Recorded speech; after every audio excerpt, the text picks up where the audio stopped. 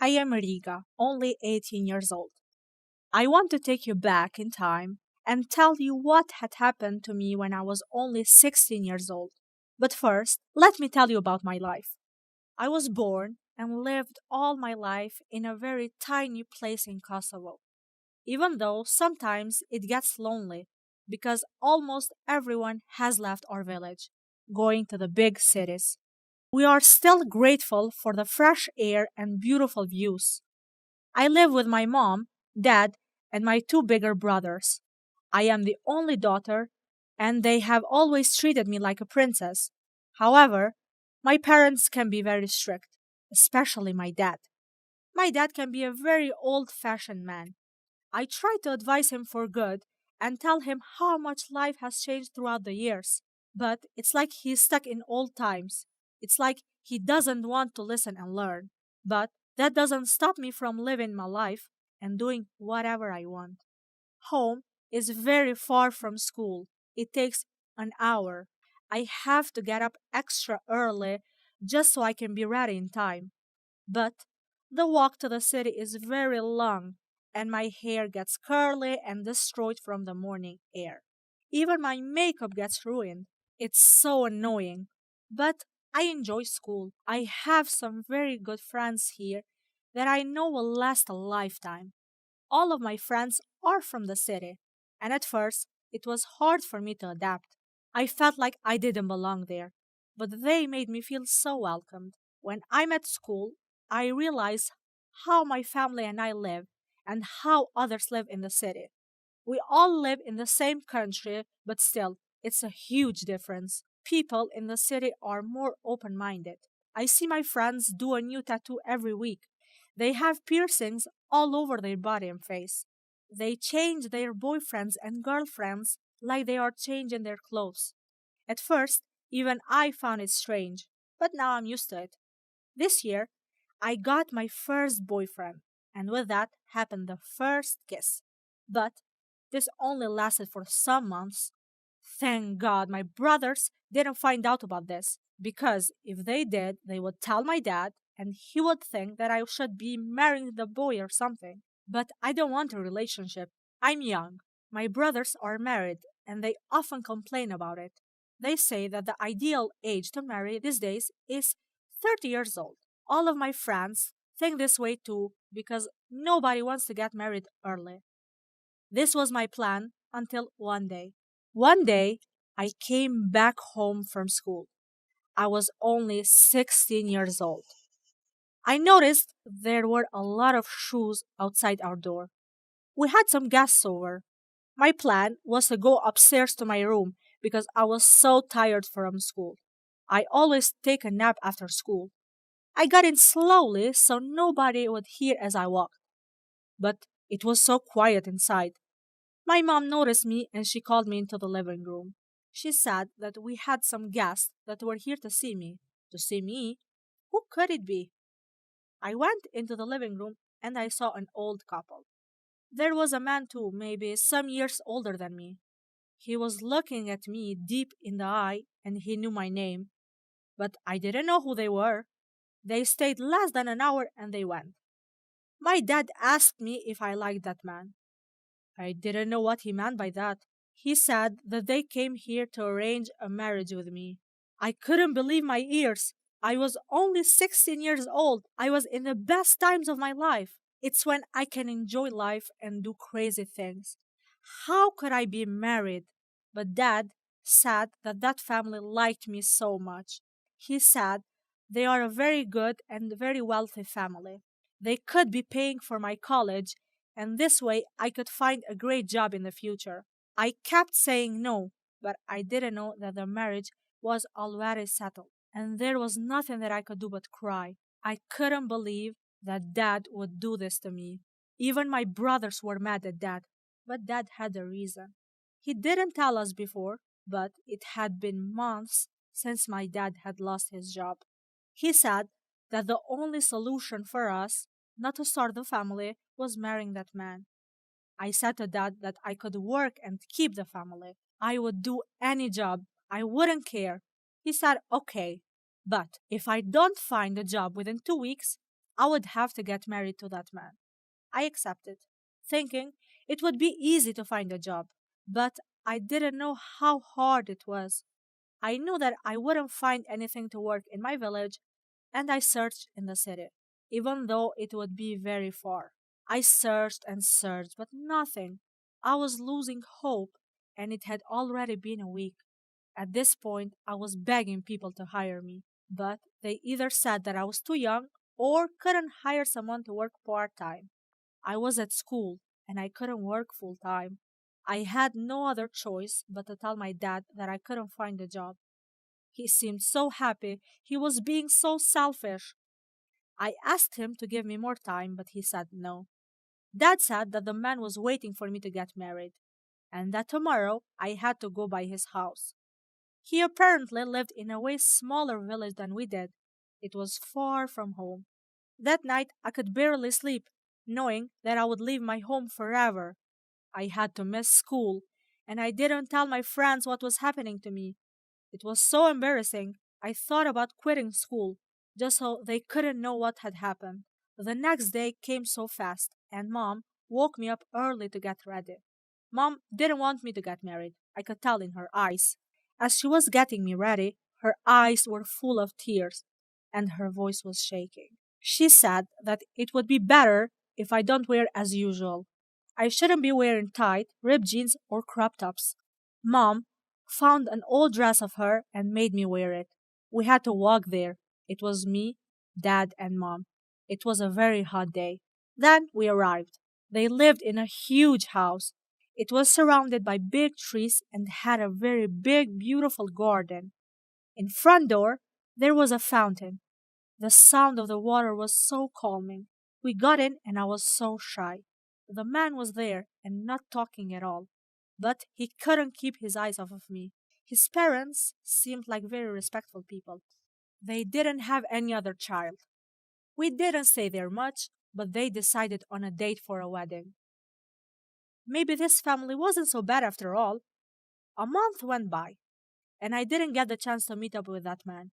I didn't know what he was like. Was he funny? Was he respectful? The wedding day had come, and I was about to find out all of my questions. The family had given us a lot of money, so I could be ready. Dad was happy. We needed the money. The wedding was held in their garden. It was a big wedding. There were a lot of people. I didn't know anyone there. But this was the first time that I got the chance to talk to my soon to be husband. I couldn't find out much about him. The wedding was over. I had to say, the wedding was over, and I had to say goodbye to Mom and Dad and my brothers. It was the saddest moment of my life. Then they showed us our room, where my husband and I would be sleeping. It seems so weird when I say husband. It was a big room, and it was all covered in roses. I could tell that we were both nervous and shy of knowing what would happen next. We should consume our marriage. I was scared because it was my first time. I had never done this before. He was shy too. He started getting me off my wedding dress. His hands were shaking. I was shaking too. He started to kiss me. What a weird feeling to kiss a stranger. What a weird feeling to get undressed in front of a stranger. But he was now my husband, and I had to get used to this. We were both in bed, and it was time for me to give him my virginity. Everything happened so fast.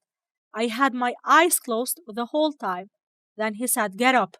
He put the lights on and he was searching for something in the sheets. I asked him about what he was searching for. He said, "I can't find the blood of your virginity."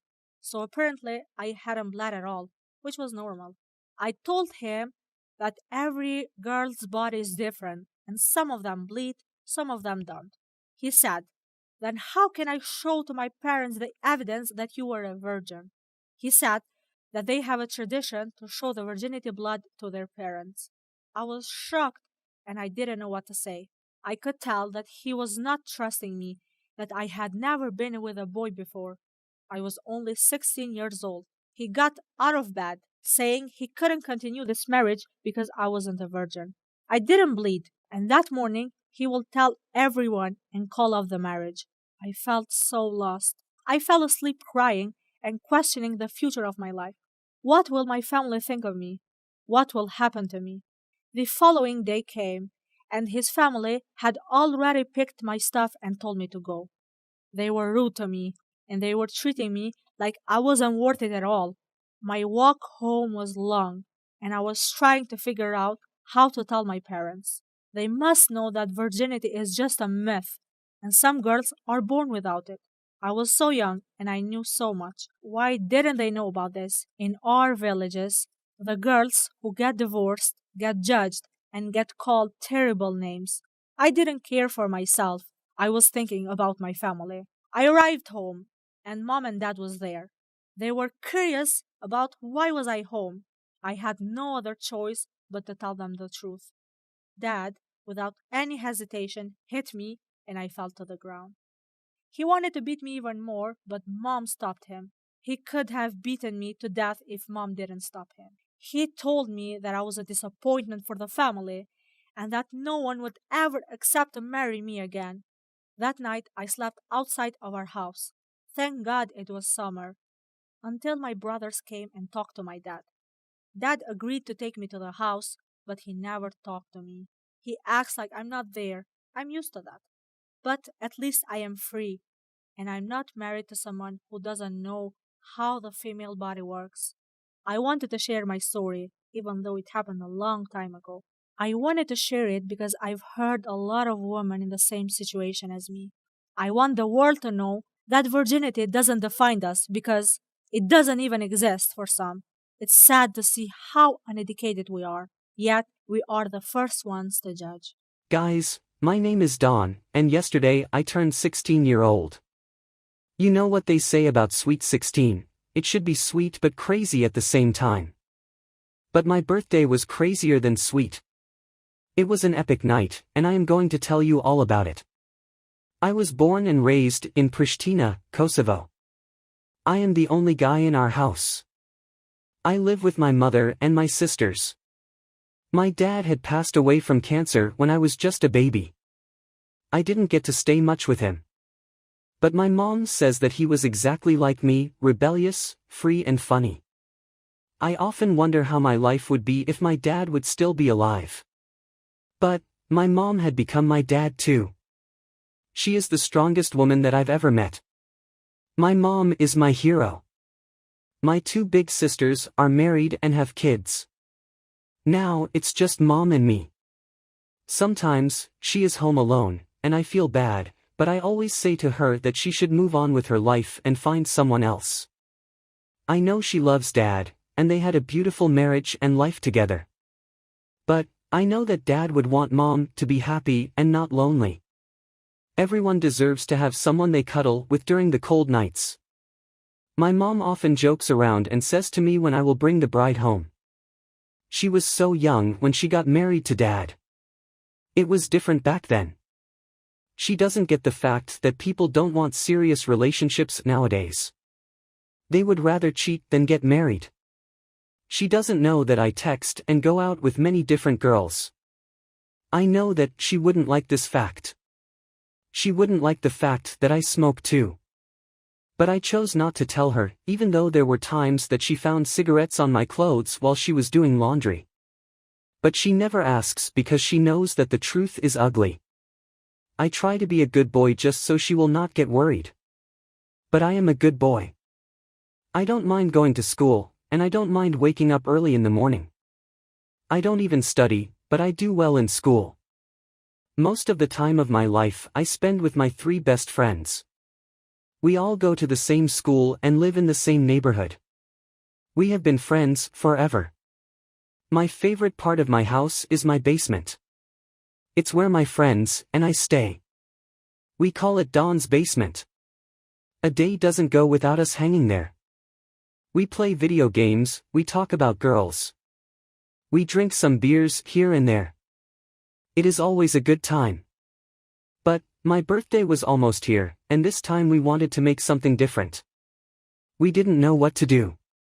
We were a bunch of 15-year-old kids with no driver's license who couldn't buy even a pack of beers. We decided to call the brother of one of our friends.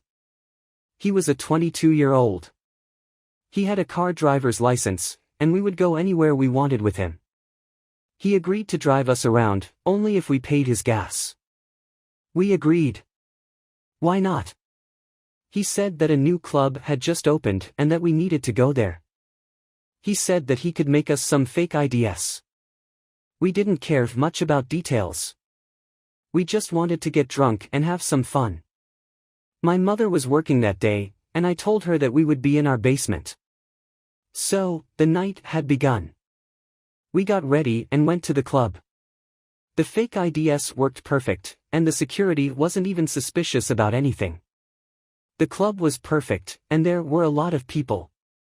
I know that I started drinking and drinking. It was a good vibe. But my eyes were blurry, and I couldn't feel my legs anymore. The alcohol was getting into my head. Then we got in the car. And, from this moment, I don't remember anything else. Apparently, I fell asleep. But I couldn't sleep for long, my body was aching, and there were a lot of noises around. I tried to call my mom and ask her what was going on with these noises, but I couldn't even talk. Then, I decided to wake up. My head felt like it was going to explode. I woke up, and the strangest thing happened. I wasn't home. I wasn't at my friend's house. I wasn't in a car. I was at a parking lot near a restaurant, and I had slept there all night. I was shocked, and I didn't know what was going on. There were people around me, and they were looking at me. I woke up acting like everything was fine. At first, I thought that this might have been a joke, a prank, but I kept looking around, and I couldn't see my friends. It was just me. And, the strangest part of this whole experience was that I didn't even know in what city I was. It took me some minutes trying to figure out what had happened yesterday. But I couldn't think of anything. I searched in my pockets, and I couldn't find my phone, my wallet, or my fake ID. I was hoping that this would be a dream, but it wasn't. It was a very hot day, and my mouth was dry from drinking last night. I decided to wait on that same spot that I was when I woke up. Maybe my friends could be looking for me somewhere. I found a shadow, and I waited. I waited for an hour, but I couldn't take it anymore. I needed to go home. But I needed to call someone to get me. Nowadays everyone has a phone in their pocket, so I thought to ask someone to borrow their phone just for a call.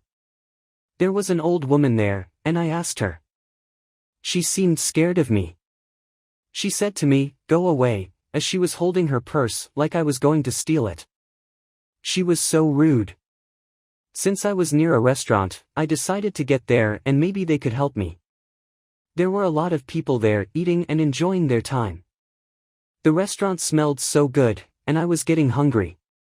But, as I was walking, everyone was looking at me strangely. As I was about to ask the waiter there, I came across my own reflection in the mirror. You should have seen me. I was scared of myself. I was looking like a crazy person. My hair was all messed up. My face and clothes were covered in dirt. My pants were ripped. Now I know why that woman was looking at me that way. I was looking homeless. I ran as fast as I could from the restaurant. That's when I started getting more scared because I felt like nobody was going to help me. I was walking and just thinking that was going to happen next. There were a lot of bakeries with the name of the city that I was. I was in Prizren. I didn't know how I got there. I came across a fountain. Nobody was around me, so I decided to wash my face and hair to look normal. After that, I was looking a little bit decent. Now I just needed to call someone and find the way to the bus station. As I was walking, I came across a group of boys of the same age as me. I asked if I could borrow their phone, and I explained to them what had happened to me. They started laughing, and they looked like some cool kids. They asked me if I ate, and I told them no. They said that we should go somewhere to eat, and that's what we did. The first person that I called was my mother. She must have been so worried for me. I called and told her that I was all right, but I didn't tell her where I was. She kept saying that she had been calling on my phone, but it wasn't working. She said that she had been planning something for my birthday and that I needed to be home at a certain time. But I was so far from my home, and I didn't know if I could make it.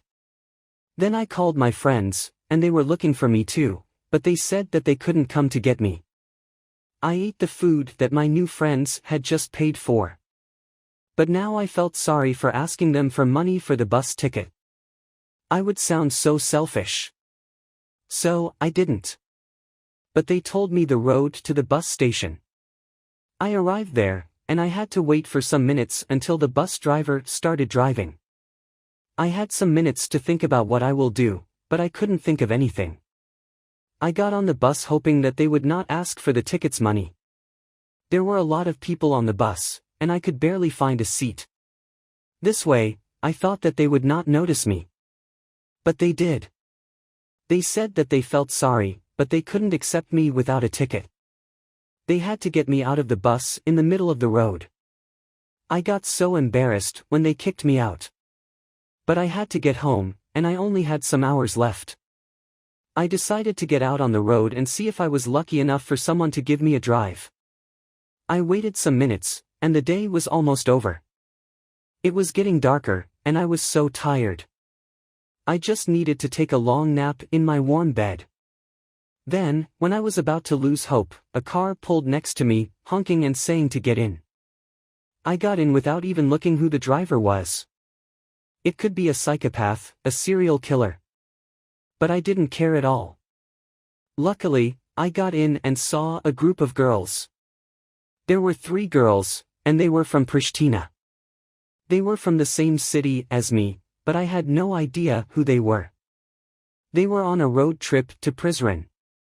It felt so good just sitting in the car and looking from the window, knowing that I am going home. The road to home was long, but I slept half the way. I only had an hour left before I would arrive home, so my mom wouldn't notice where I was. Then, I had arrived at my city, finally. The girls couldn't drive me exactly to my neighborhood, but I ran so fast.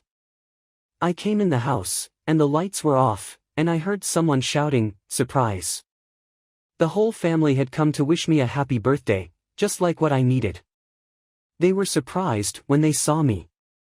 I looked like I was chased by some dogs. But, I couldn't tell what had happened to me because my mother would kill me. I blew the candles of my birthday cake. I stayed there for some good minutes and immediately went to sleep. My mom didn't suspect anything, and I was glad. The next day, I slept till afternoon. It was the best sleep that I've ever had. I decided to meet up with my friends and talk about what had happened the night before. They said that I've had found some friends in the club from Prizren and that I insisted on going with them. They thought that I wasn't that drunk. I still don't know who they were and what we did. Then, suddenly, I got a message from someone. Someone had sent me some pictures, saying, "We had so much fun." It was me, and I was with the guys from Prizren. We had made a lot of pictures together. I still haven't met with them and found out exactly what happened. But, I just wanted to tell my story and tell everyone that you should drink a very reasonable amount. It is important to have fun, but I am Lisi, and I am only 16-year-old. Months ago, something had happened to my family and me, so I decided to tell my story. Get ready to get goosebumps. I was born and raised in Jylland. We are one small family, but a happy one. I live with my parents, and I am the only child. My grandparents had passed away very early when I was a baby. But, my mom says that I used to love them so much. I often think about them and how life would be if they were still alive. Even though I am big now, my mom still treats me like a baby. But I can't complain, though. I am a mama's boy. When I am home, most of the time I spend with my mother. My mom doesn't work, so she is always home. On the other hand, my father works in Switzerland and he is never home. But, it doesn't go an hour that my mom and dad don't text each other. I try as much to stay home with her because I don't want her to feel alone. But it's hard, especially when you are a 16-year-old and your friends are going out and being rebellious. But, my parents have sacrificed a lot for me. Staying home with my mother is the least that I can do. When my father isn't home, I feel like I become the father of the house. I think that I must be brave and I must do the most to make my mother feel safe. 5 years ago, we were in a very terrible economic situation. I was a kid, but I remember so much. I remember how stressed my parents were. My father worked different jobs, but he was not getting paid enough. My mother couldn't work because she had to stay home and look after me. We never had vacations, and we never went somewhere fancy. There were times when we could barely find food to eat. I was the only kid at school who would pack lunch, and all the others were going out and eating. There were times that I felt left out. I like to remember the past because I see how much our lives have changed now. A lot has changed in 5 years. Since there weren't many good jobs, my father decided to leave our country and go to Switzerland. The fact that he would be far from us broke his heart. But it was the only solution. I remember how scared my mother was and how she would lock all the doors of our houses all the time. But our city, Jylland, is very safe. We were always safe here. My dad comes to visit us every 3 months. My mom is the happiest when dad is here. We are all happier now. Life is good. We have a roof upon our heads, good food, and warm clothes. These are the most important things, says my mom. But, on the other hand, my dad is different. He is always looking for more. He never settles down. Now that we are in an ideal economic situation, he thinks we should enjoy it and not feel guilty. I am not the type of person who wants expensive stuff, but my dad is. One day, as we talked on FaceTime, he said that he had a surprise for us. Guess what? He had bought a Tesla, a white brand new Tesla. This car was very trendy and everybody seemed to love it. I have heard about it and there were times when we would talk with my friends about it. I couldn't believe that my dad had bought it. It is a car that can drive itself. It's insane how far technology has gone. After some weeks, my dad had come and it was time for me to see the new Tesla. I was speechless. You should be 18-year-old to get your driver's license in my country. I don't have one yet. But my dad still let me drive it. It felt so good driving the Tesla. My heart was racing and my legs were shaking. We even tried the option to let the car drive itself. My mother was scared of it. But I loved it. Every time that my dad comes back, we go on vacation. This way we can spend more time together. Plus, it was summer and I was out of school. This time we decided to go to Ulsange, Montenegro. We had never been there, but people always seemed to love and have a good time there. We didn't care that we didn't know the road, Tesla got our back. It was a very hot day, so we couldn't wait and arrived there and have a cold swim. We didn't waste time.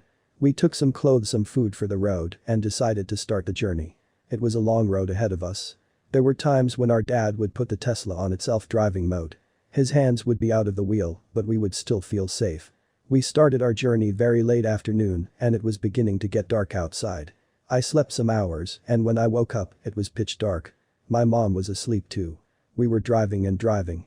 There were no lights, no cars, no humans. We could barely see. There were a lot of mountains and the road was getting bumpy. At first, we thought we were going on the wrong way, but the GPS told us that that was the right road for our wanted destination.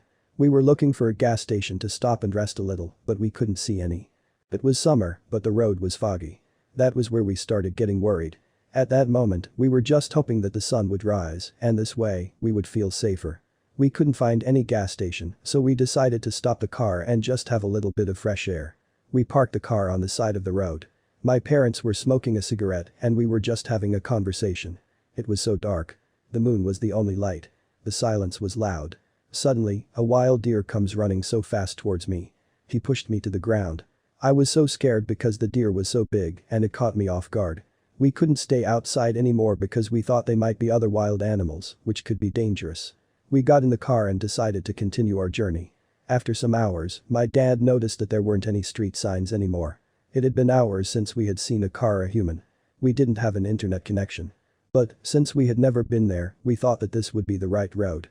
We decided to trust the car even though the road became harder and harder. We couldn't sleep anymore. We would just stare at the road and see where it would take us. My dad thought that it would be better if we would stop the car and ask for help. But the car wasn't stopping at all. We tried and tried, but the car just drove. We couldn't understand what was happening. We were so stressed.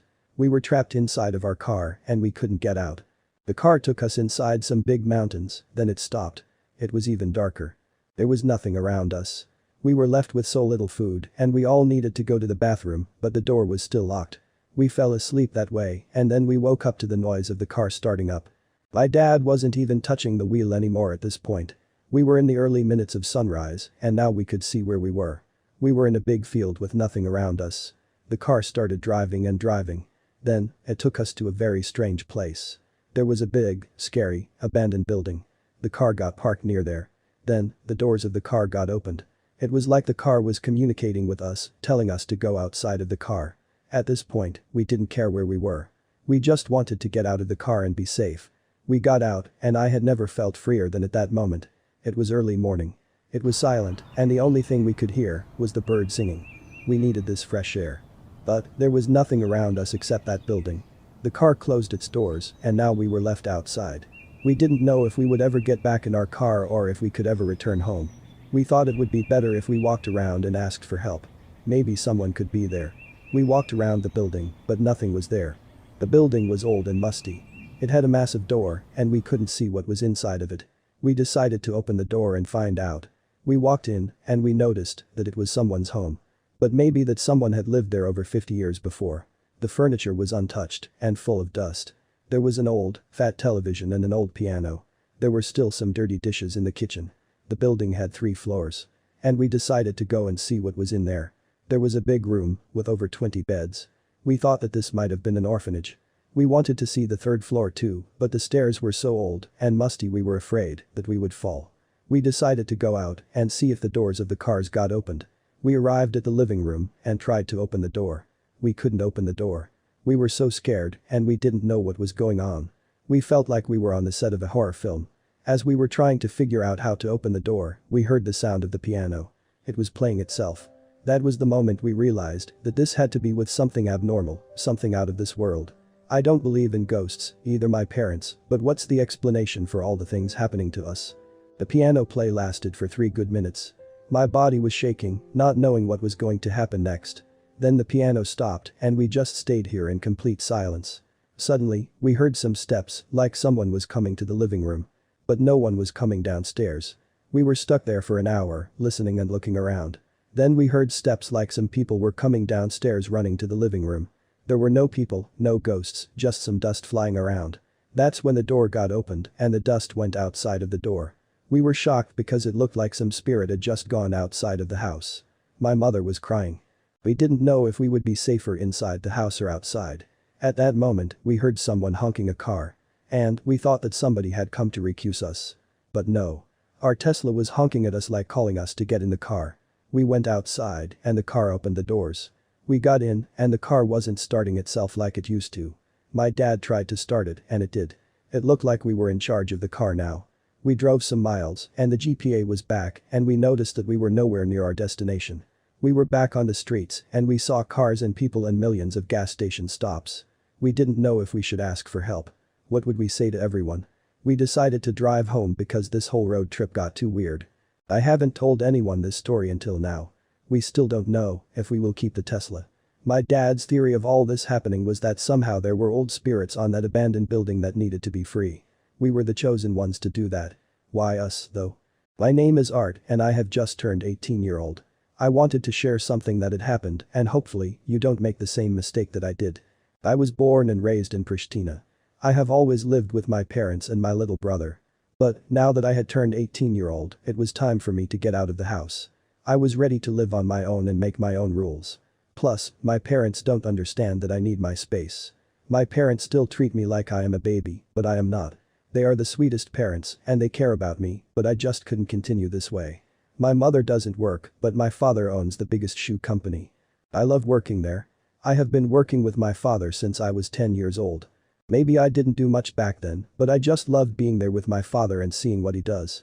My father works very hard and we have always had a beautiful, easy life because of him. That's why I moved out. I work and I have my own money. But my place is very near my parents' house. They visit me almost every day. It has been months since I have been living alone and I love it. Everything is easier and I can do whatever I want to. At first, I only lived eating noodles and fast food. But I have been watching some cooking show videos and I have learned a lot. I am not going to school this year. I decided to take a gap year and make some money. My parents hate this fact, but I can't work if I go to school. My parents don't understand how the world works nowadays. Nowadays it's essential if you have money, especially being a boy. If you don't work and have money, it's hard to keep a girlfriend too. However, I never had a problem with girls. In my school, they used to call me Casanova. And that's what my story is about. Girls. Girls are trouble, and everybody knows this. They are the devil itself, but we're still crazy about them, right? In Pristina, there are a lot of beautiful and hot girls. Some of them are easy to catch, and some aren't. 3 months ago, I was scrolling through my Instagram feed and I came across a girl named Rita. Her photos were breathtaking and she looked so beautiful. I decided to follow her. I take care of my Instagram because girls will not follow you back if you don't have good pictures. She followed me back, so I decided to text her. She was from the city too, but I had never seen her before. I texted Rita a lot and she seemed such a fun person. After 1 week, I asked to see her live. At first, she kept saying that it was too early for us to meet. But what if you are photoshopping your pics and you don't turn out to be how I wanted? I don't judge girls on their looks, but I don't want someone to lie to my face. You can never trust social media nowadays. I'd rather see her live and see if we vibe and not waste time. So, that's what Rita and I did. We met. I went to her place and picked her up. I was driving my dad's car since I still didn't have my own. My dad has a fast and expensive car and girls love it. Rita loved it too. When we met, Rita seemed a little bit shy. I couldn't tell if that was her personality or it was because of the first time seeing each other. It's understandable to be shy and excited on the first date. But Rita looked even better than in the photos. She was blonde, tall, skinny, and had a beautiful smile with perfect teeth. She was my type. We went to a sushi place and we both enjoyed our little date. Days went by and I had already asked her for another date. We could go to my place or I don't know, whatever she would like. But Rita had very strict parents and they didn't let her go out as often as she wanted. Plus, she had brothers. She was afraid that her brothers would find out that she was going out with me. Brothers are very overprotective over their sisters. So, I didn't insist on going out. I tried to understand her. Plus, I didn't want to deal with her brothers. But, I am only 18-year-old and I am not looking for a serious relationship. I am still young to settle down. I have my whole life ahead of me. It's hard to enjoy life while being in a serious relationship. Rita couldn't go out with me, but I could go with other girls. I mean, why not? I have nothing to lose.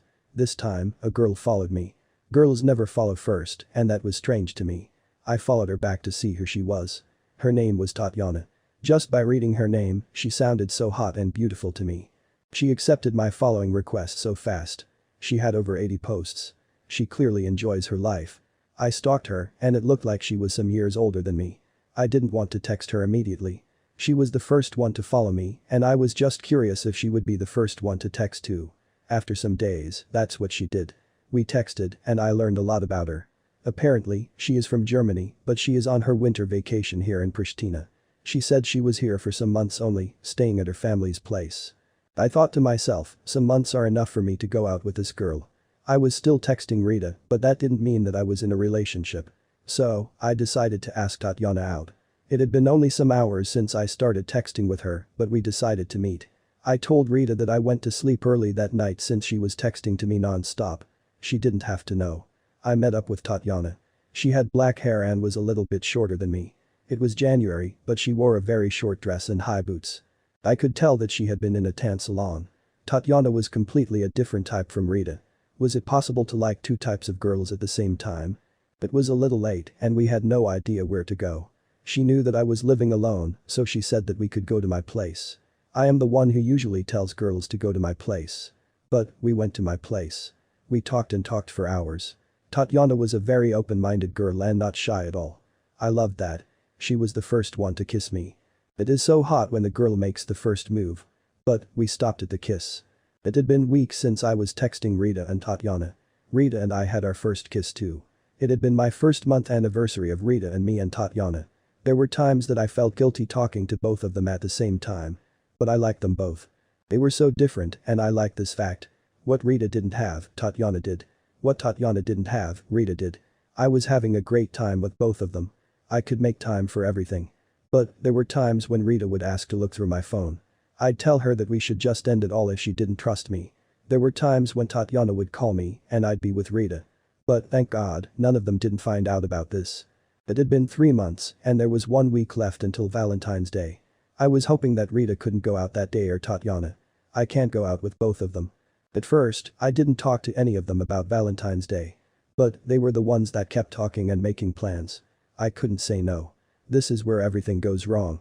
A new restaurant just got opened in our city and both of them said that it would be a great idea to go there for Valentine's. What a coincidence. At first, I panicked and I didn't know what to do. But then I got an idea. I thought to myself that I could go during the daytime with Rita and then during the night with Tatiana. Or either way, it didn't matter. Luckily, they agreed. Rita said that she could go out for Valentine's Day during the daytime. So that's what I will do. First I will go with Rita and then Tatiana. Valentine's Day had come and I started getting ready. I bought flowers for both of them and I wrote a cute little note. I was just waiting for Rita to tell me to go and pick her up. I was waiting and wasting time. She wasn't texting me back. Then, she called me saying that she couldn't go out immediately. She said that her brothers were there. I decided to wait, thinking that it would be only some minutes or something. But, no. She made me wait for 2 hours. It was almost time for me to go and pick up Tatiana. She was texting me and telling me that she was getting ready. She was sending me pics of her outfits and making me choose. God, she looked like a goddess in every dress. But I was sweating. The clock was ticking and it was time to go and pick up Tatiana. All of a sudden, Rita said that she could go out now. I went to her house without wasting time and we went to the restaurant. She looked beautiful and happy to see me. I put my phone on silent just in case Tatiana calls me. Rita and I ordered some food and we were just talking and enjoying our time. Suddenly, I get a text from Tatiana saying, "Where are you?" I needed to go and take her. I told Rita I had to go to the bathroom and I drove so fast that I almost had an accident. I picked her up and now I had to make sure that we would be sitting somewhere far from our table with Rita. I said to the restaurant owner that we wanted a private place. Luckily he found us one. I felt safe there. It was just Tatiana and me. I told her that I needed to go to the bathroom. I went immediately to Rita's. She was waiting for me. So I planned to stay some minutes at Rita's and then some minutes at Tatiana's without getting caught. I was getting tired from going back and forth, but luckily they weren't noticing anything. I just wanted this night to be over. As I was staying with Rita, she said that she had to go to the bathroom. That was the perfect time for me to go and talk to Tatiana for a bit. But Tatiana wasn't there. Then, I saw both of them getting out of the bathroom. I panicked so hard and went outside for a cigarette. I was so scared. A million questions were running through my mind. Do they know each other? Was it just a coincidence that they were at the same time in the bathroom? I decided to think positively and go on with my night. I went to Tatiana's. And there she was. Rita was there too. I couldn't believe my eyes. I felt like I could faint, but I tried to play it cool. They were laughing with each other. The first thing that came out of my mouth was, "Do you guys know each other?" Tatiana spilled wine on my face and said yes. Both of them planned this whole Valentine's Day. They played me exactly how I played them. They said that they knew earlier that I was talking with both of them, but they were waiting on me to tell them the truth. Both of them seemed to be very heartbroken. It made me realize how wrong I was. I liked Rita and Tatiana, but now I had lost both of them. I didn't know what I was doing until I saw them together. That Valentine's Day made me a whole different person. Someone could have done the same thing to me. Someone could have done this to my mother, to my sister. I just wanted to share my story and tell everyone that you shouldn't be playing with people's feelings. Don't get into a relationship unless you're willing to commit. My name is Trisa, and I have just turned 18-year-old. I decided to tell a story, but it is not just any story. It is my story and what had happened to my family and me. I was born and raised in Skopje. I live with my two beautiful parents and my little brother Troji. Troji is only 1 year younger than me, but he still acts like a bit of a child and annoys me. I've always wanted a sister, and my parents tried for another baby, but I guess it is meant to be just Troji and me. But I don't complain because my mother is like a sister to me.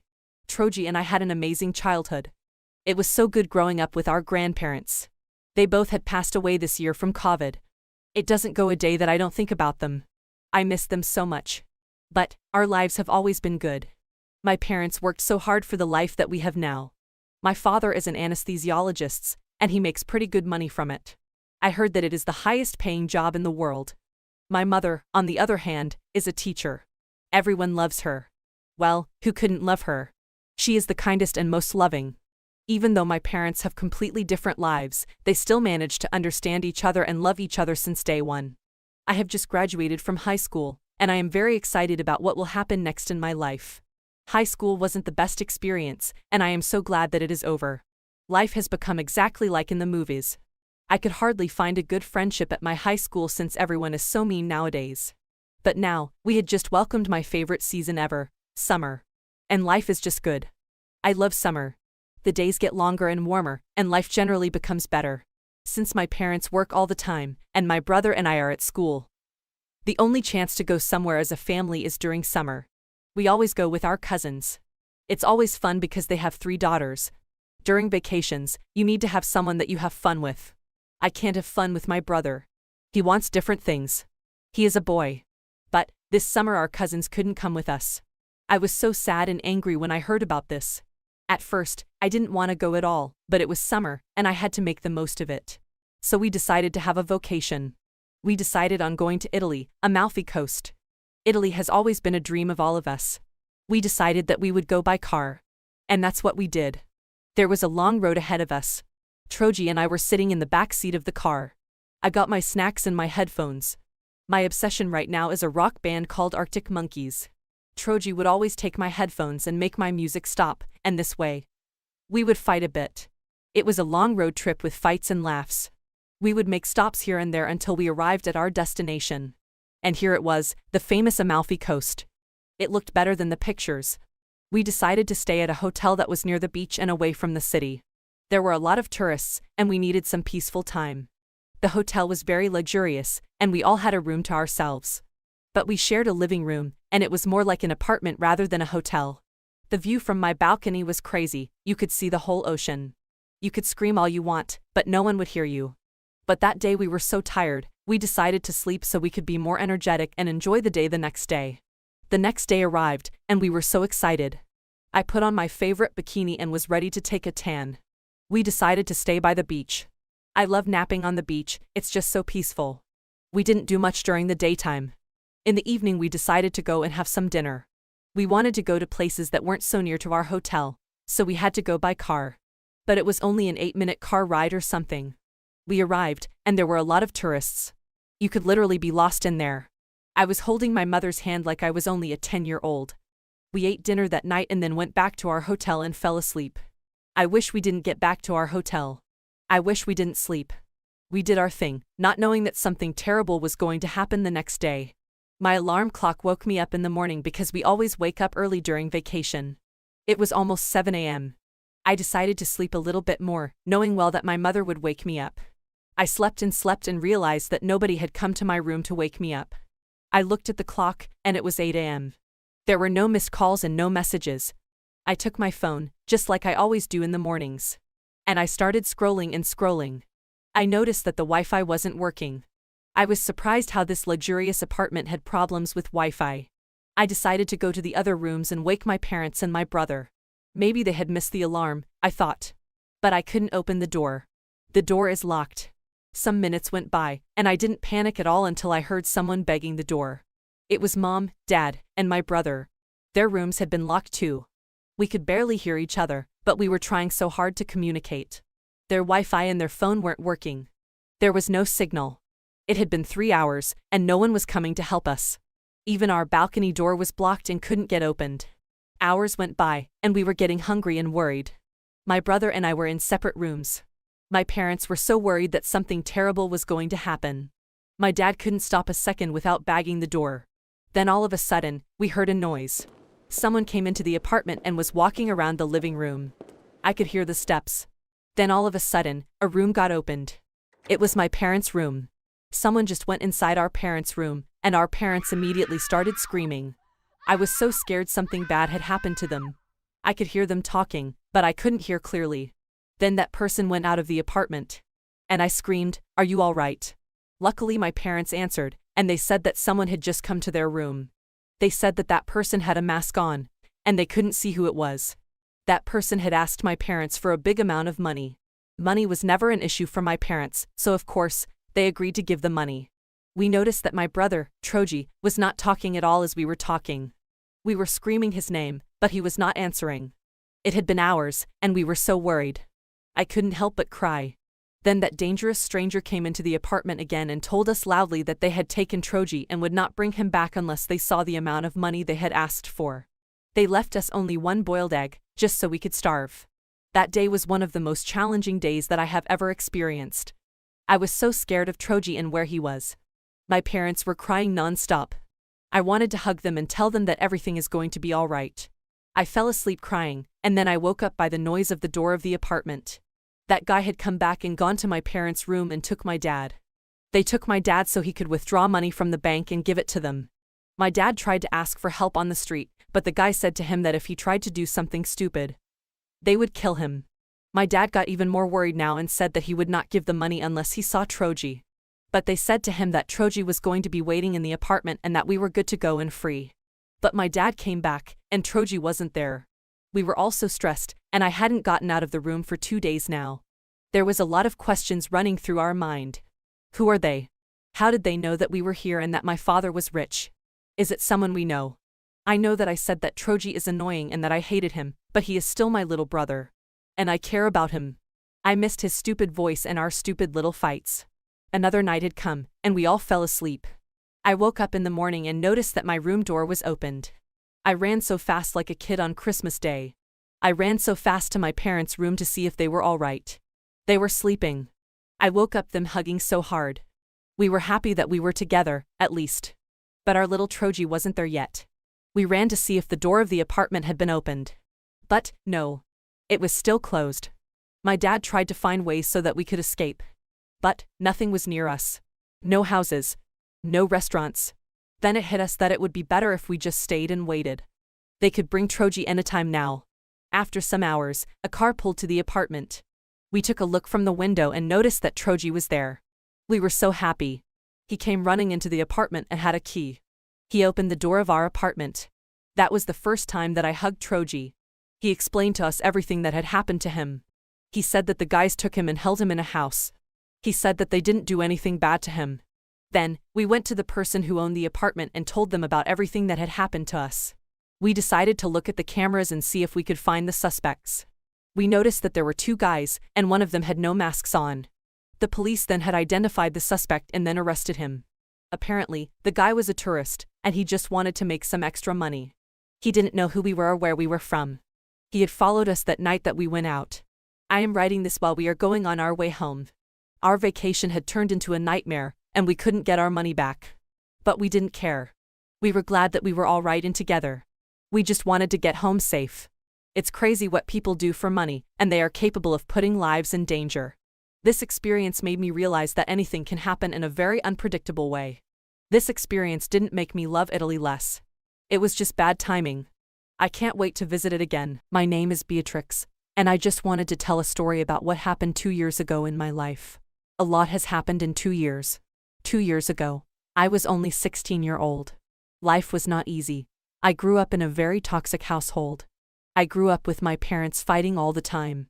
I don't know if there was a day when my parents didn't fight about something.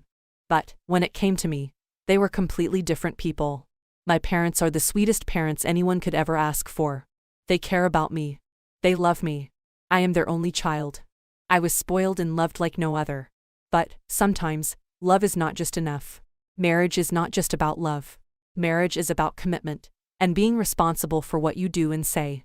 Communication is key, but my parents didn't have that. I was only 16-year-old, but I was old enough to notice that they didn't know how to communicate with each other. My parents always fought, but I knew that it wasn't that serious until one day. I remember it like it was yesterday. I got woken up from the sound of my mother screaming to my father. My father came home late the other night, and my mother had found out that he cheated. My mother decided to file for divorce, even though my dad begged her to stay. I remember I felt so bad for my mother. No woman deserves to get cheated on. They decided not to live together anymore. One day they had asked me a very important question. They asked me if I'd choose to stay with my mother or with my father. I loved them equally. I mean, they are my parents. But, the one that got cheated on was my mother. I couldn't be the one to let her down too. Plus, my mother had always been like a father too. She has always been there for me. So, that's what I did. I chose my mother. We left home. At that time, my mother didn't have a job. We had no job and nowhere to live. The only person that we could call to help us was my grandmother. My grandmother lived alone, so we had the opportunity to live there for some months until we figured some things out. Living at my grandma's house was fun. My mother was searching for a job. So, she was always out doing job interviews. Most of the time, I was home only with my grandmother. I loved her cooking. She cooked with love. She had told me some of her secret recipes. We would talk for hours. She would tell me about her life when she was a teenager and how much she missed my grandpa. I felt safe at my grandmother's house. The vibes were different. But, during that time, my mother was in a terrible place. My father had always been wealthy. When we went to the court, he won everything. His lawyers helped him take all of his wealth for himself and not give anything to my mother or me. My father was almost making me go with him. But I was old enough to choose. To this day, I still don't regret going with my mother. My father had shown his true colors. If he really loved us, he would help us and give us some money. At least for a good start. My mother struggled to find a job, and I remember feeling so bad. She was trying so hard. I remember wanting to quit school to work something and help her.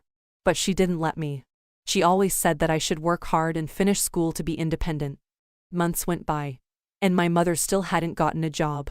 At that time, my mother had turned into a whole different person. She was angry at life, at everything. Even at 16-year-old, I understood that she felt like everyone had let her down. At some point, she was ready to give up.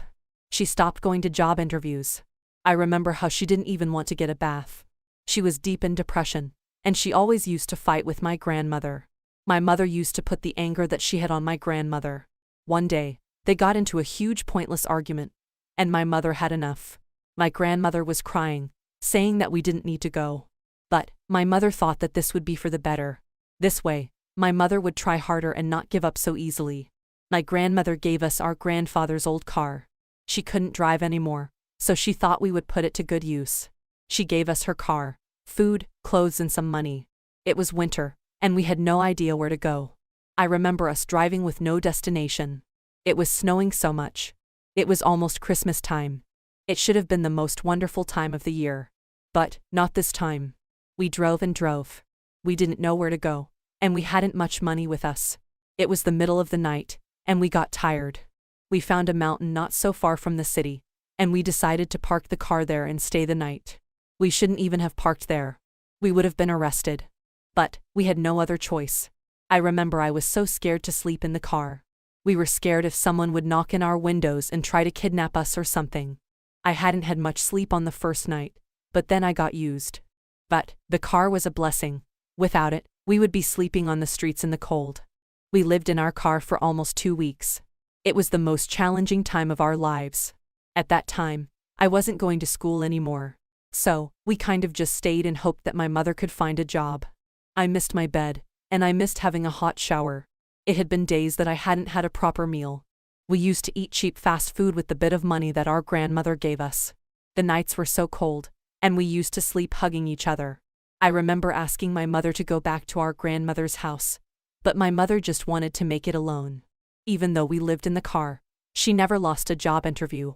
I remember how she used to play it off at times like everything was all right, and how she used to sing and dance, to not make me feel worried. But I knew that deep inside, she was sad and anxious until one day, one perfect day, I was staying in the car, and I saw my mother by the window. She told me some good news. She said that she had got a job at a restaurant, and she will start working from tomorrow. My mother told the restaurant owner about our life, our situation, and he said that we could sleep there. At his restaurant. Our life was about to be changed forever, and we just didn't know it yet. We took our car and drove there. The restaurant was so beautiful and comfy. We met with the boss. My mother's boss was so generous and kind, and he was named Mitchell. He had asked me how school was going, but I told him that I couldn't afford school right now. I told him that I wanted to work and help my mother. He accepted that, and he had made me an assistant. I worked as my mother's assistant. Life was beautiful during that time. I could finally have some good sleep and eat some warm, good meal. I woke up early, worked, and had met some beautiful people. It felt good living and having a routine. It had been 2 years since my mother and I worked at the restaurant. I could tell that my mother was happy. I was happy too. During our time working at Mitchell's restaurant, something beautiful had happened. Love had happened. My mother fell in love with her boss, Mitchell. Who wouldn't love Mitchell? He was so kind and gentle, and he had helped us a lot. He became like my father in such a short time. He had never been married before because he had always been busy with his restaurant. But he loved my mother more than anyone before. He loved kids, and he treated me like I was his daughter. However, my mother's goal now is to be independent. She knew what she went through when she got divorced. She doesn't want to make that mistake again. For those 2 years that we had been working, my mother and I saved money. Since my mother always wanted to have something on her own, we decided to open a coffee shop. We thought it would be a great idea since I wasn't going to school during that time. I wanted to take a break and just kind of put our life together. Plus, my mother needed my help. We were excited about this, and we had decided to tell Mitchell. Even though we wouldn't be working at his restaurant, we loved the idea. He said that that's okay and that we should follow our dreams. And that's what we did. We followed our dreams. New York has the most beautiful places and views, so it was easy for us to find a place to open our coffee shop. Mitchell had helped us a lot. He had helped us with painting the walls of our store. We decided to give the store a vintage look, and it turned out so good. The coffee shop was so small, but it was so cute. The coffee shop had large windows, and you could see everything that was happening outside. It's a place where you could bring your favorite book and just read for hours while drinking your coffee. Our coffee shop is open 24/7. I work there as a waiter, and I love it. At first, it was just my mother and me, but now we have 4 employees. All of our 4 employees are females. Our employees are women that needed help, just like we did. It feels good helping people. I know how it feels to need help and not get any. Every day is a good day at our coffee shop. Every day we meet new beautiful people, and I have made a lot of friends. After some time, my mother and Mitchell decided not to waste time and have a wedding. It was one of the most beautiful weddings that I have ever seen. It felt good seeing my mother in a white dress and happy. Maybe it is time for me to have a brother or a sister. Who knows? My mother and I often visit the grandmother. They are on good terms now. We had given her car back, even though she insisted on not to. But we wanted to leave everything that reminded us of bad times. My grandmother comes to our coffee shop almost every day. She says that my coffee is her favorite coffee to drink.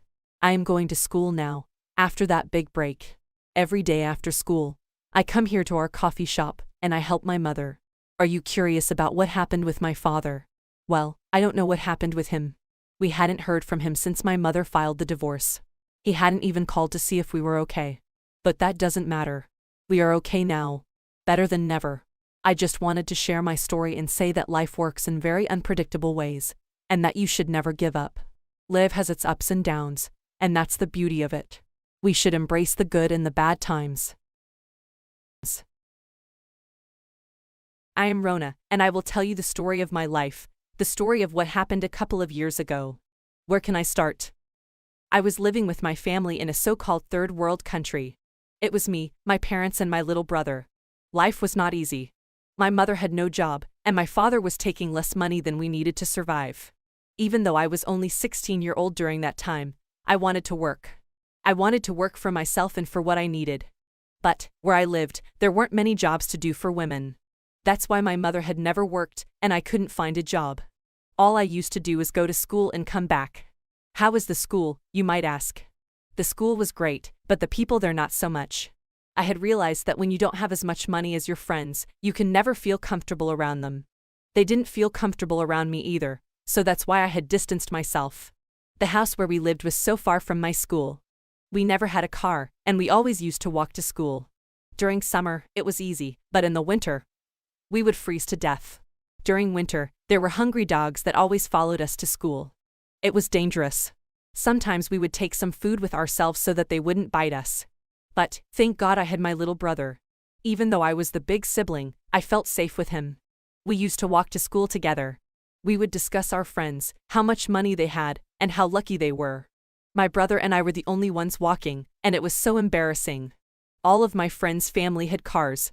Our friends had new phones. They used to wear all the clothes that were trending during that time. One of the reasons nobody wanted to date me was that my clothes were not trendy. And nobody wanted to date a poor girl. There were times when my brother and I would get back from school, and I couldn't help but complain. The school had gotten me so tired mentally and physically. It was just too much. But, still, I tried to hide it because I knew that it was a hard time for my parents too.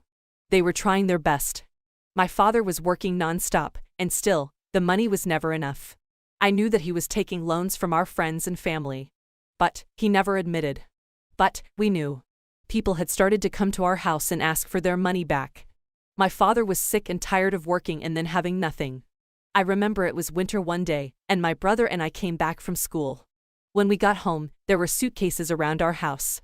I remember asking about what happened. Then, they had told us. They had told us that they had decided to take a dangerous road straight to first world countries. I remember being so exciting and scared at the same time. We were finally going to a better place, to France. If we made it to France, our lives would get better, and my father could pay back the people he took the loan to. We took our clothes, all of our stuff, and some food. There was a big, old truck outside our house. My father had rented it for us. We got in and took a last look at our house and our village. There was a long road ahead of us, and we were just hoping for the better. The road trip was silent, and I knew that a million thoughts were running through my parents' minds. The road trip to the first world country would take us 3 days. We didn't know it, but they would be the most challenging 3 days of our lives. I remember the first day and how good it went. It made us think that this would be easy and that we would arrive there in a minute. We drove and drove, and then we stopped at a hill so we could sleep and take some rest so we could be ready for the next day. We were sleeping in the truck, and there was enough place for all of us. I remember how I couldn't sleep that day, thinking about how our lives would change forever. I was already thinking about the clothes that I was going to buy and the new iPhone that had just launched. That's how I slept that day. We woke up the following day and noticed that the snow had covered the whole place. It was cold. We ate some food and then hit the road without wasting our time. I remember the streets were so icy. We were driving so slow. We were stopped almost at every border by the military forces. They would ask us questions, and they would keep us for hours. Nobody liked refugees. But we were going there with good intentions, for a good start and a good life. Being stopped at every border took us a lot of time. The next day arrived, and we were ready to have some good sleep. Apparently, that night it had been snowing all night. When we woke up, we noticed that the truck wasn't starting. My father tried to start it, but nothing. Our truck's engines had been frozen because of the weather. I remember how stressed my parents were. They didn't know what to do. It had been hours, and the truck was still not starting. We were just wasting time. We decided to ask for help and see if anybody could fix our truck. But we had parked our truck somewhere in the mountains so that we could sleep, and there weren't any houses near. My father decided to walk some miles and ask for help as we were staying in the truck waiting. But there was nothing near us, and it was so cold, my father couldn't walk anymore. We stayed some hours in the truck to see if any car drove near us, but nobody showed up. There was only a little road left ahead of us, and we decided to put our fate into our legs. So, we decided to walk. It was the middle of winter, and it was so cold. We put on all the clothes we had, and we took our food. Walking was so hard, and we didn't even know where we would be spending the night. At that point, we didn't know if we would make it alive. We couldn't walk on the streets, and we had to walk into the depths of the mountains so that the police wouldn't ask us questions. The most challenging part of this story was when we had to cross a river to get away from the police. I will never forget the feeling. The feeling of my clothes getting wet by the river's cold water. My body was shaking, and I couldn't feel my legs. But crossing the river was the only way we could get away from the police and arrive at our destination. France. Our clothes were soaking wet, but we didn't care at that point. We were almost there. Our last most challenging part was spending the night outside. Our clothes were still a little bit wet. We had found an abandoned cabin and slept there on the balcony. The door was locked, but we didn't care. At least we weren't sleeping on snow. I remember getting up every hour in the middle of the night because I was scared if there would be any wild animals near us. I remember seeing my father guarding us. He hadn't slept at all.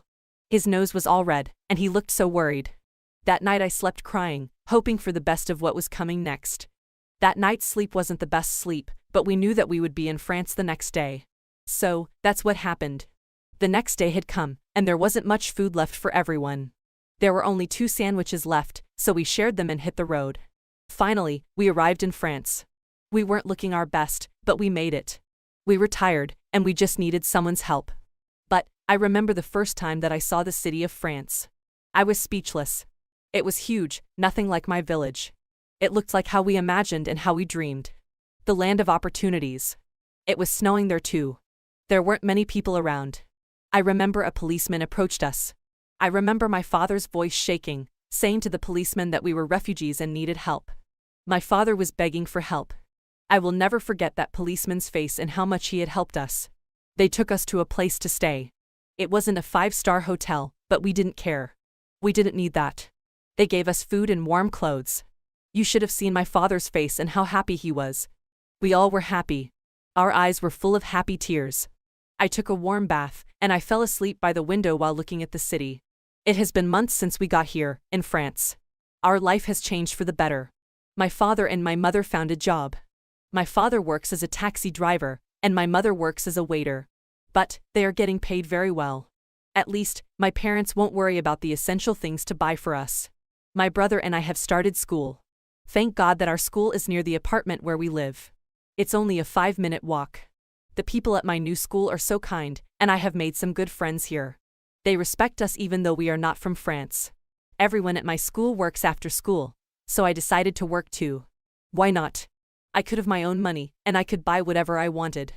Plus, I always wanted to work. We have a neighbor that has a 1-year baby, and she asked me if I could work as a nanny and take care of her child. I accepted. I love children, and it's a fun job that gets paid very well. However, not everything is promised here. We are still just refugees. We are still waiting for the government to give us the final decision. We still don't know if we can stay here forever or go back to our village. It would be a nightmare if we had to get back. I don't miss my village because there's nothing to do there. Plus, we have adopted here very fast. It would be so sad if I had to leave my new school friends here, my job, and this city. Everything is more accessible here. I just wanted to share my story and ask you to pray for me. To pray for my family and all the refugees out there. I don't wish for anyone to go through what we went through. Every refugee story is different, but I know that we all have the courage not only to survive but to preserve and rebuild our shattered lives. I am Madison, but everyone calls me Maddie. You can call me Maddie too. I wanted to share a piece of my life with you. At 16-year-old, life can be so dull and exciting at the same time. The most exciting part of my life is that I live in London.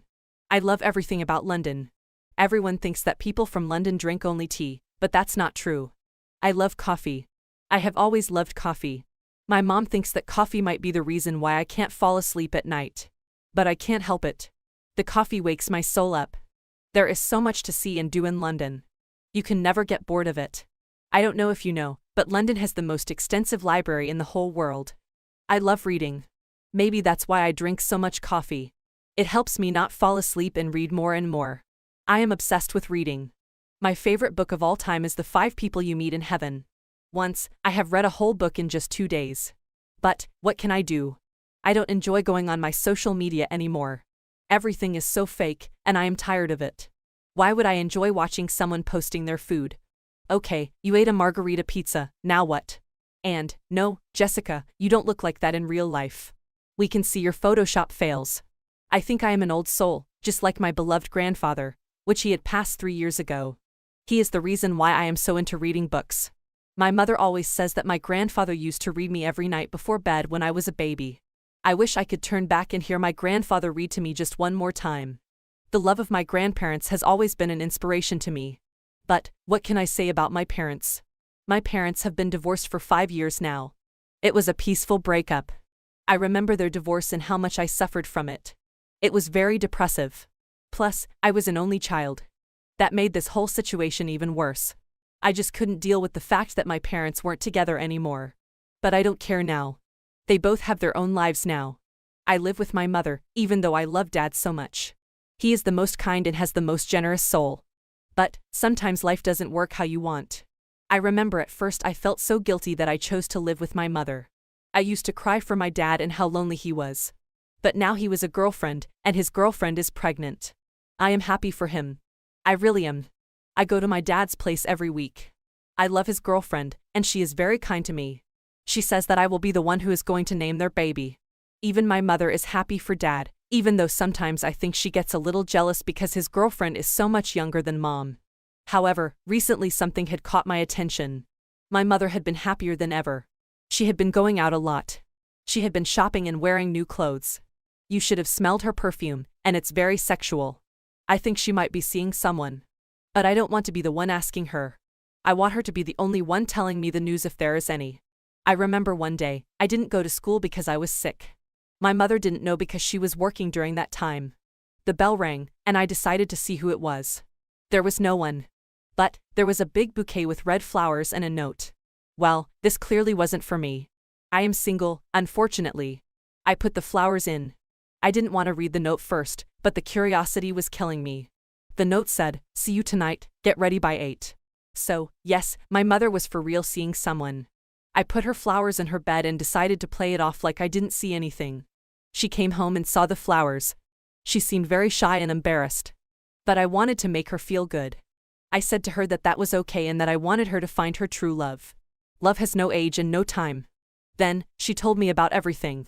There was a man called Mitchell, and they had been dating for 1 year. Apparently, Mitchell's wife had died for 3 years now from cancer. They have one child, a son. It must be sad to lose your mother and know that you might not see it ever again. For a minute, I was glad my parents were divorced. At least, I could see and be with them. My mother got ready that night and went out. I was happy for her. She deserves someone to bring her flowers and love her in the best possible way. After some months, my mother told me some very good news. My mother and Mitchell had decided that it was time for us to meet as a whole family. I was excited. We got ready and decided to meet at a restaurant. And there it was, Mitchell and his son. Why didn't my mother tell me that Mitchell's son is the same age as me? I thought he was going to be younger or something. We sat and then started talking about random stuff. Mitchell was so kind and funny. I could tell that he was a good man. But on the other hand, Mitchell's son was so mysterious. Apparently, his name is Duor. He was 2 years older than me. He didn't talk much. He just kept staring. But generally, this date went very well. Days went by, and nothing exciting was happening. The school was almost over for this season. Summer was there. I was excited about summer. Life becomes better. Every summer, my mother and I always have some type of vacation. We go somewhere far, somewhere beaky, and spend some days there. My mother works, so she needs some time off. That's what we did that summer too. But that time, something was different. It wasn't just my mother and me anymore. My mother thought that it would be good if we called Mitchell and his son. I agreed, why not? So that's what we did. We got in the car. A long road was ahead of us. Duor and I were sitting in the back seat, and this way, we had more chances to get to know each other better. Just like Mitchell, Duor was funny too. But I'd always catch him staring at me in a way that I can't describe. He had a perfect style and had a lot of cool rings on his fingers. I couldn't help but look at them. He had beautiful hands. After some hours of driving, I had nothing to do. It was getting boring. I decided to read my books. I got so lost in my book and in what was happening there. Then all of a sudden, I felt that something had touched my shoulder. It was Duor. He had fallen asleep on my shoulder. I didn't want to wake and ruin his sleep. I felt bad. Plus, he smelled so good. The road trip was long, but we finally had made it to our destination, the beach. I spent the whole day napping, but it was beach day all day the next day. I put on my bikini, got myself an iced coffee, and got myself a good book. That's how I spend my beaky days. I love to tan while I am reading. But, Duor had something else on his mind. He thought that it would be a great idea if we all took a boat. But my mother hates boats. She gets seasick. Then, he pushed on taking me with him. It was just Duor and me. As we were getting on the boat, I wanted to take my book with me. He said, "Come on, be fun for once." For once. How can he know how fun I am? The first minutes of the boat ride, I was moody about what he had said. But he kept talking and making funny jokes that were hard to stay mad at. Suddenly, he asked me to put sunscreen lotion on his back. Then, he put sunscreen on me, without me asking. I was shy and didn't know what to say. We got back, and I got back to my reading. The next day came. It was my mother's and Mitchell's second anniversary of their relationship. They decided that it would be great if we all went to a fancy dinner. But Duor said that they should go without us. Maybe he was right. They needed some alone time. That's what they did. I decided to stay in for the night. Suddenly, I get a text from Duor, saying that I should meet him in his hotel room. It was across my room. I decided to go since I had nothing to do. He said that we should go to a club near our hotel. We got dressed and decided to go. Even though we were not 21-year-old, they let us in. The vibes were so good, and we danced a lot. We had some drinks. A lot, I must say. We were dancing, and he would grab me by my waist. I was saying to myself, is it the alcohol, or do I really like this guy? Everything happened so fast. We kissed. I didn't mean to kiss him. He was the first to take me to move. I could have stopped him, but I didn't. What was happening with me? We both looked at each other surprisingly. We didn't say a word about what happened. We got to our hotel and went into our separate rooms. The next day had come, and we pretended as nothing had happened. I know that the kiss was a bad thing to do. He is my stepbrother. But, last night I couldn't sleep without thinking of it. He is exactly my type. I'd date him if he weren't my stepbrother. Plus, he was older than me. I liked that fact. I decided to play it off like I don't remember what had happened yesterday. I was going by the beach, and there he was. He was waiting for me. We met and acted like we didn't kiss. We decided to take another boat ride together, hoping that we would discuss what happened yesterday. As long as we left the shore and that nothing could be seen, he came at me. And he kissed me. I still didn't hesitate and didn't say no. I felt guilty, and I didn't want this to happen. I felt like we were betraying our parents. I told him those exact words. He agreed, but he said that he was starting to have a feeling for me. I was starting to feel in a certain way too, but I didn't say anything. There was no need for us to say anything because this thing shouldn't have happened at all. We decided that the moment we were going to be on the shore from the boat ride, we would forget that we ever kissed. And that's what we did. We decided that this would be our little secret. The road trip home wasn't awkward at all. I felt happy that we still could talk and joke around, even after what had happened.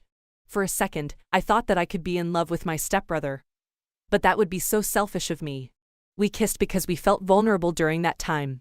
There was nothing else there. Maybe it could be. Who knows? But it is not our time to love. Our parents deserve love more than we do. We are still young, and we know that other souls out there are waiting to fall in love with us.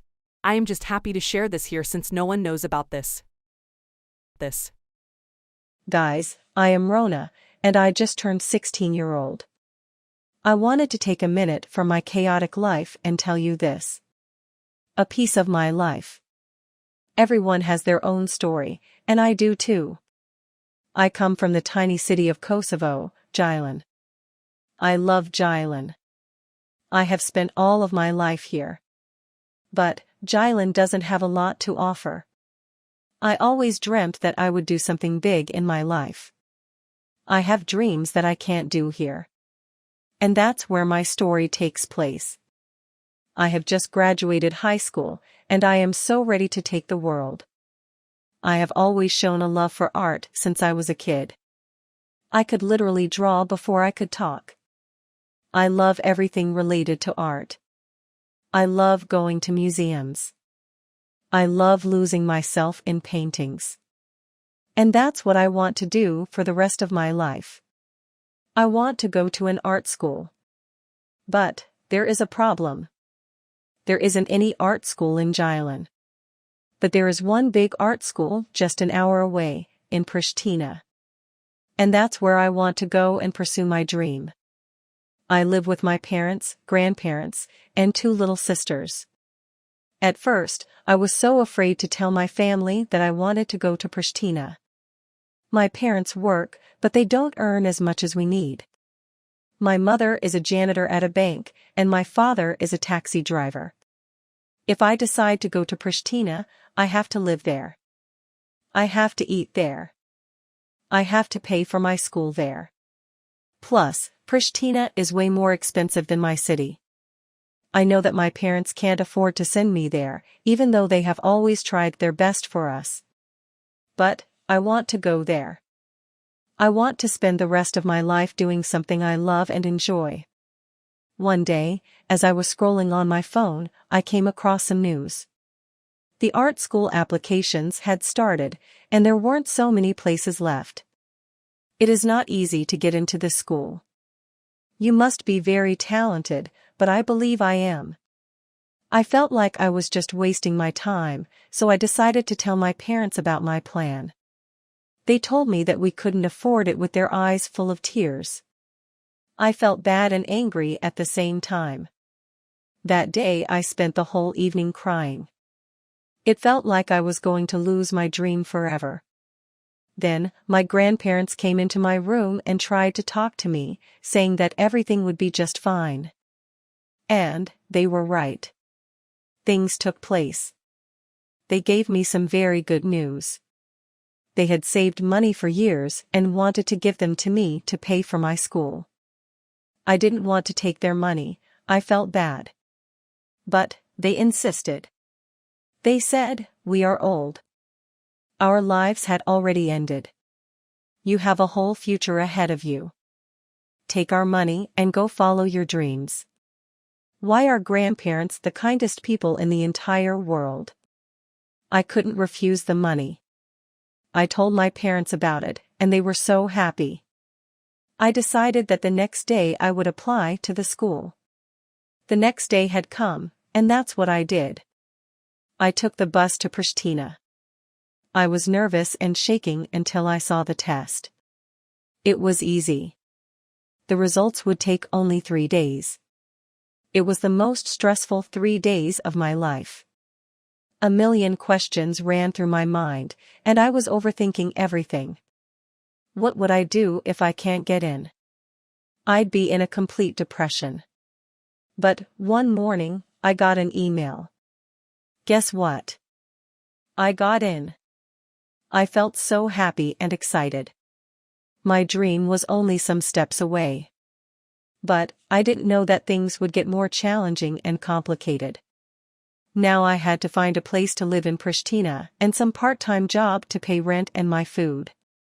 After some research, I had found a very cute little flat that was only some minutes away from the art school. But the rent was so expensive. It would take 2 people to pay for it. I couldn't find a roommate. My friends had already found their roommates. As I was searching for a job near my school, I had across an announcement that somebody had made. The announcement had said they needed a roommate near the place where I wanted to take the flat. So, I called that number.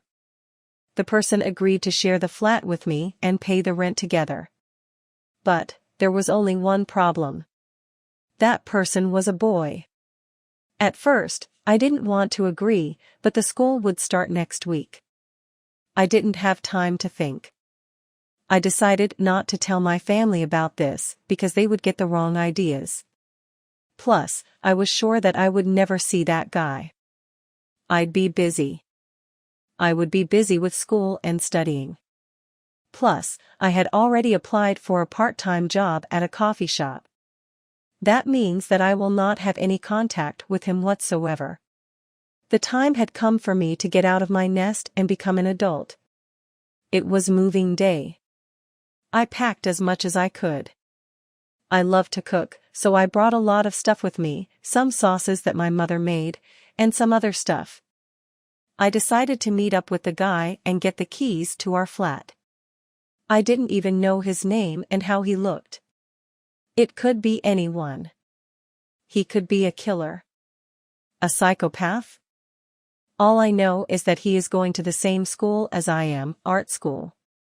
I arrived there, and at the door of our flat, a boy was waiting there. He had suitcases. It was him. I felt shy when I first saw him. He was so tall, and he looked so aesthetic. His style was out of this world. His name was Eddie. We got into the flat. There were only 2 rooms and a living room. Our rooms were small and very near to each other. There was an old, cute tiny kitchen. We spent that whole day cleaning the flat and getting to know each other. I really felt like I could be best friends with Eddie. Eddie, the flat, and everything had good vibes. My parents had called me 3 times in just some hours. I still hadn't told them that my roommate was a boy. Eddie was an artist too. I had the chance to see some of his works, and they were mind-blowing. We noticed that we had some classes together, and we were glad. It's hard to start school without a friend. I slept so well the first night, like I was in my own house. But I had to wake up. A big day was ahead of me. The first day of school. I was in my PJ, scrolling through my phone, going to the bathroom. I forgot I was sharing the flat with someone. I ran into Eddie. He was going to the bathroom too. I got ready and arrived on the first day. The school was so beautiful and big. There were a lot of talented students there, and I could tell there was going to be competition.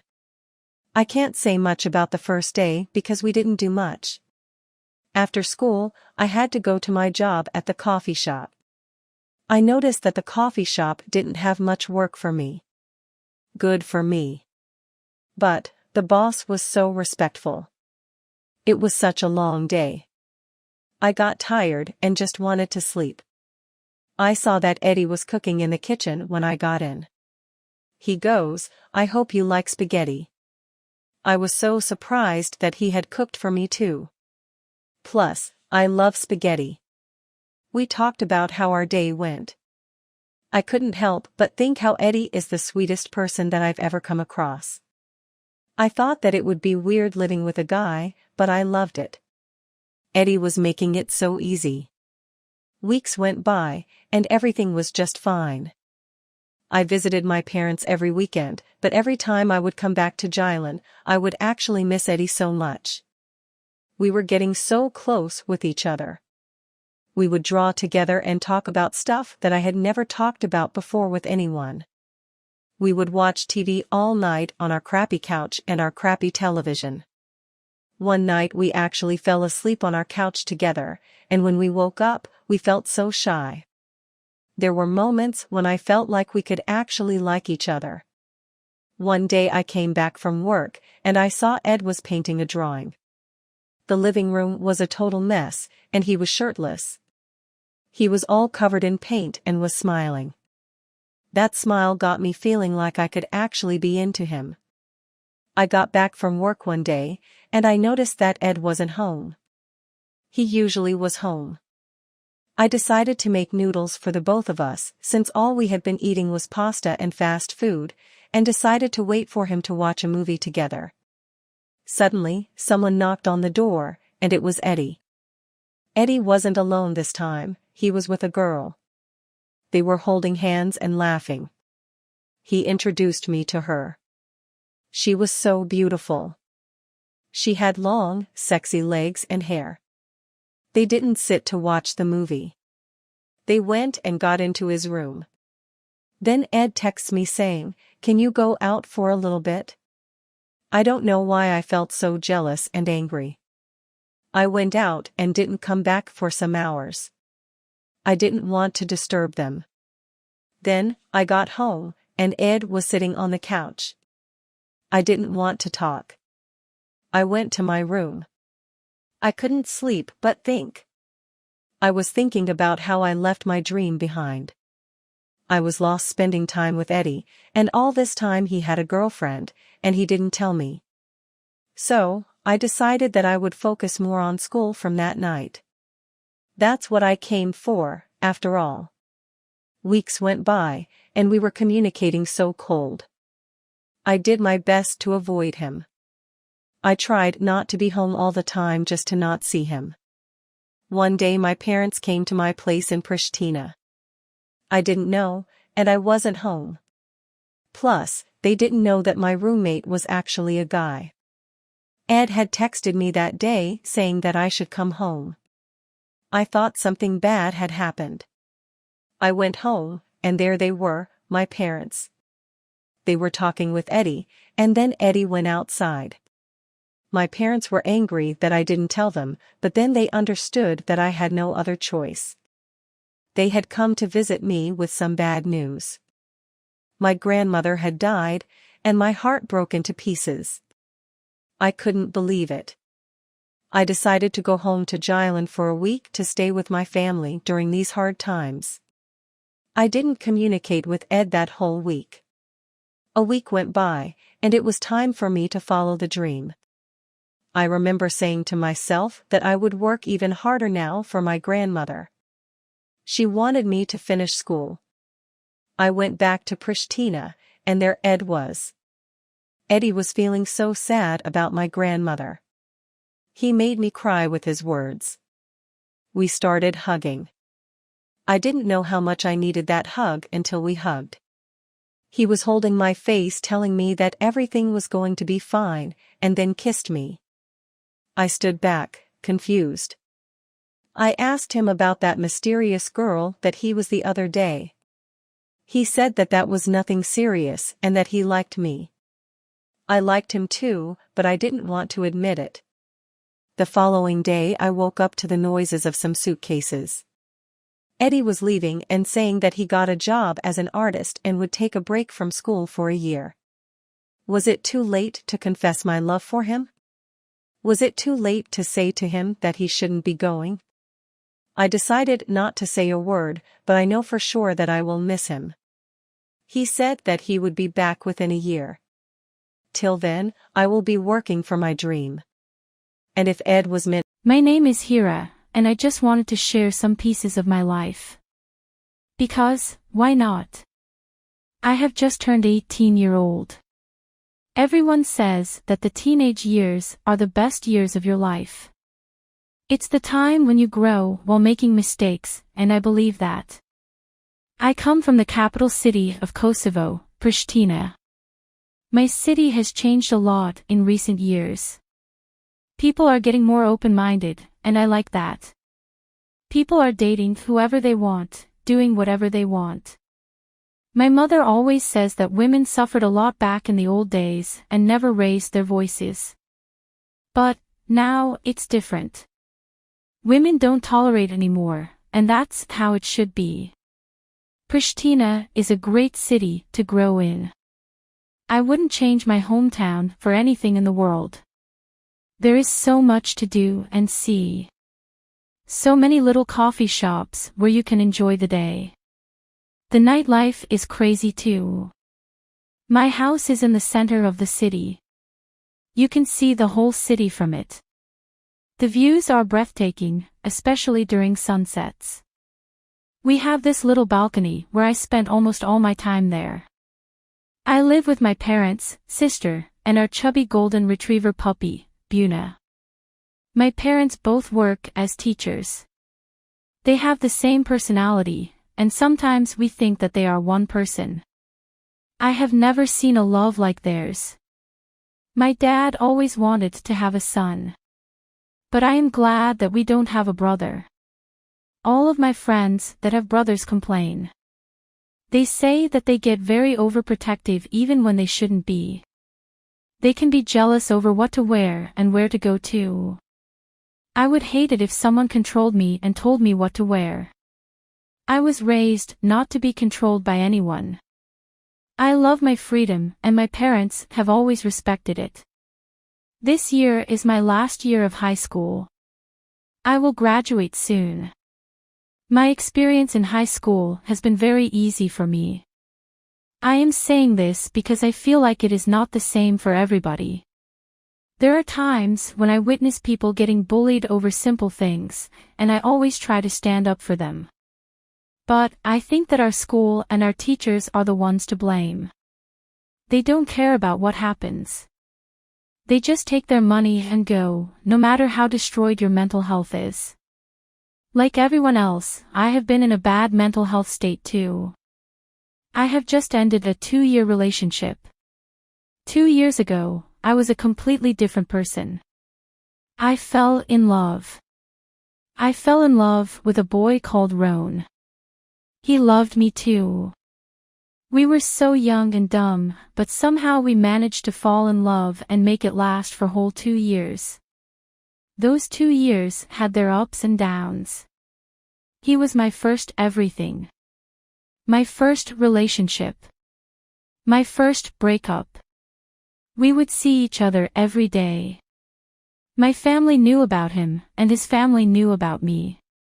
His mother loved me, and she still texts me to this day. What did go wrong? What could it happen? As time passed by, Roan was changing a lot. He would ask me to go out with him every day. You must think that that's alright, right? Yes. But, we saw each other all the time, so I couldn't have time to see my family or even my friends. At first, I liked the fact that we would meet up every day, but then I realized that he wanted to have me all to himself. He wanted my life to be all about him. He would start telling me what to wear and where to go. There were times when I would go out with my sister, and I would see him in the same place where I was going. He was following me and not letting me go alone anywhere. At this point, I thought that he didn't even trust me. If you don't trust someone in a relationship, then that means that there is no love, right? I was too young to give everything to him, to change for him. I remember once I broke up with him because I had had enough. He kept saying that he would change, but he never did. I realized that he doesn't look at me as his girlfriend anymore.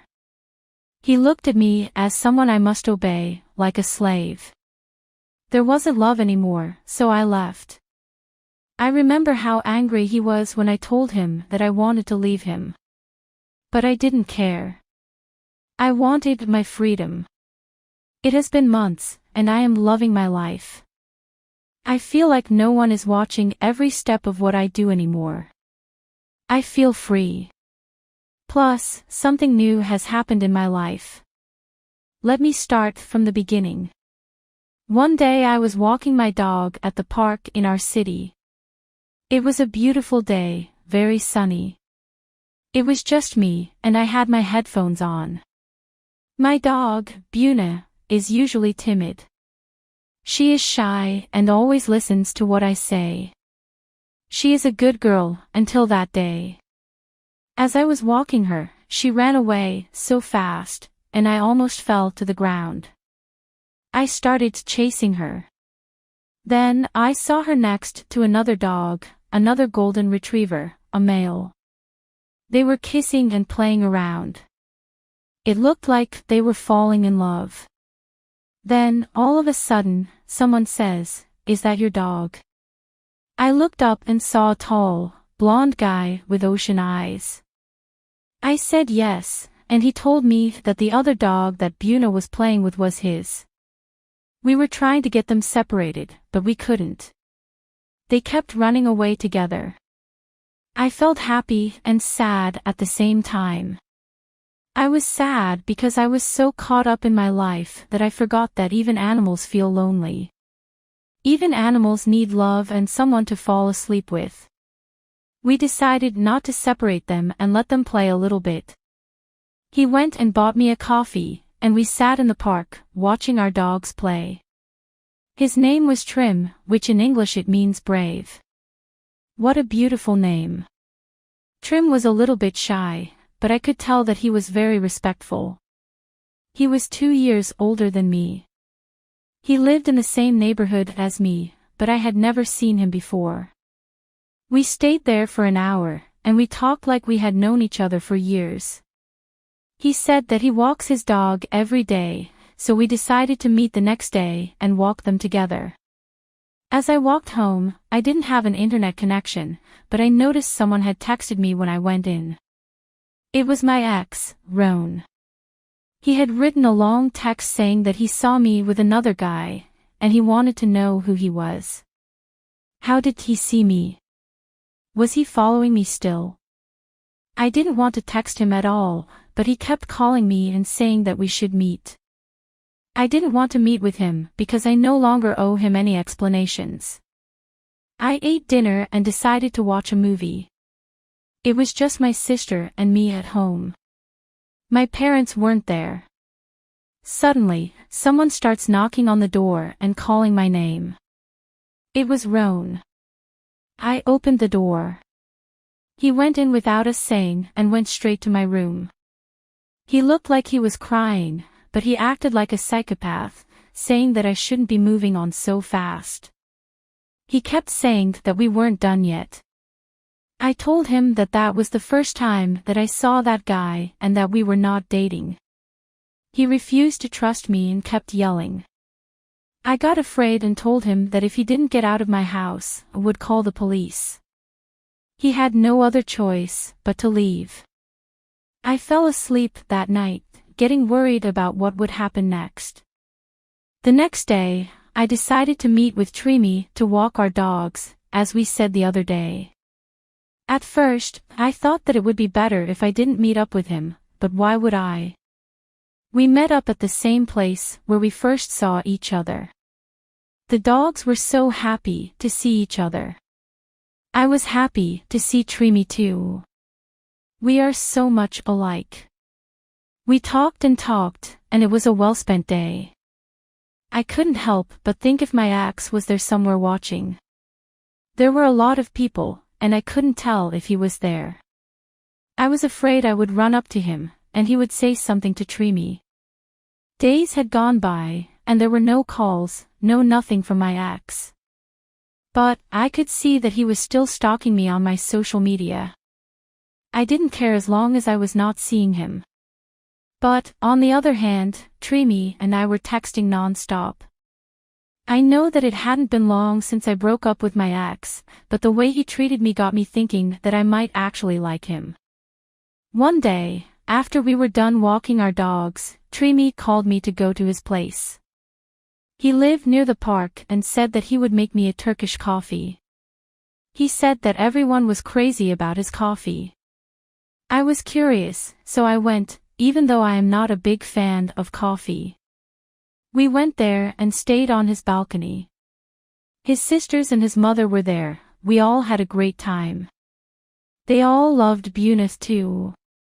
After some hours of staying at Trimi's, I decided to go home. He walked me out of his house and said that we should have a date tomorrow, but without our dogs. Our dogs were the reason why we were going out in the first place.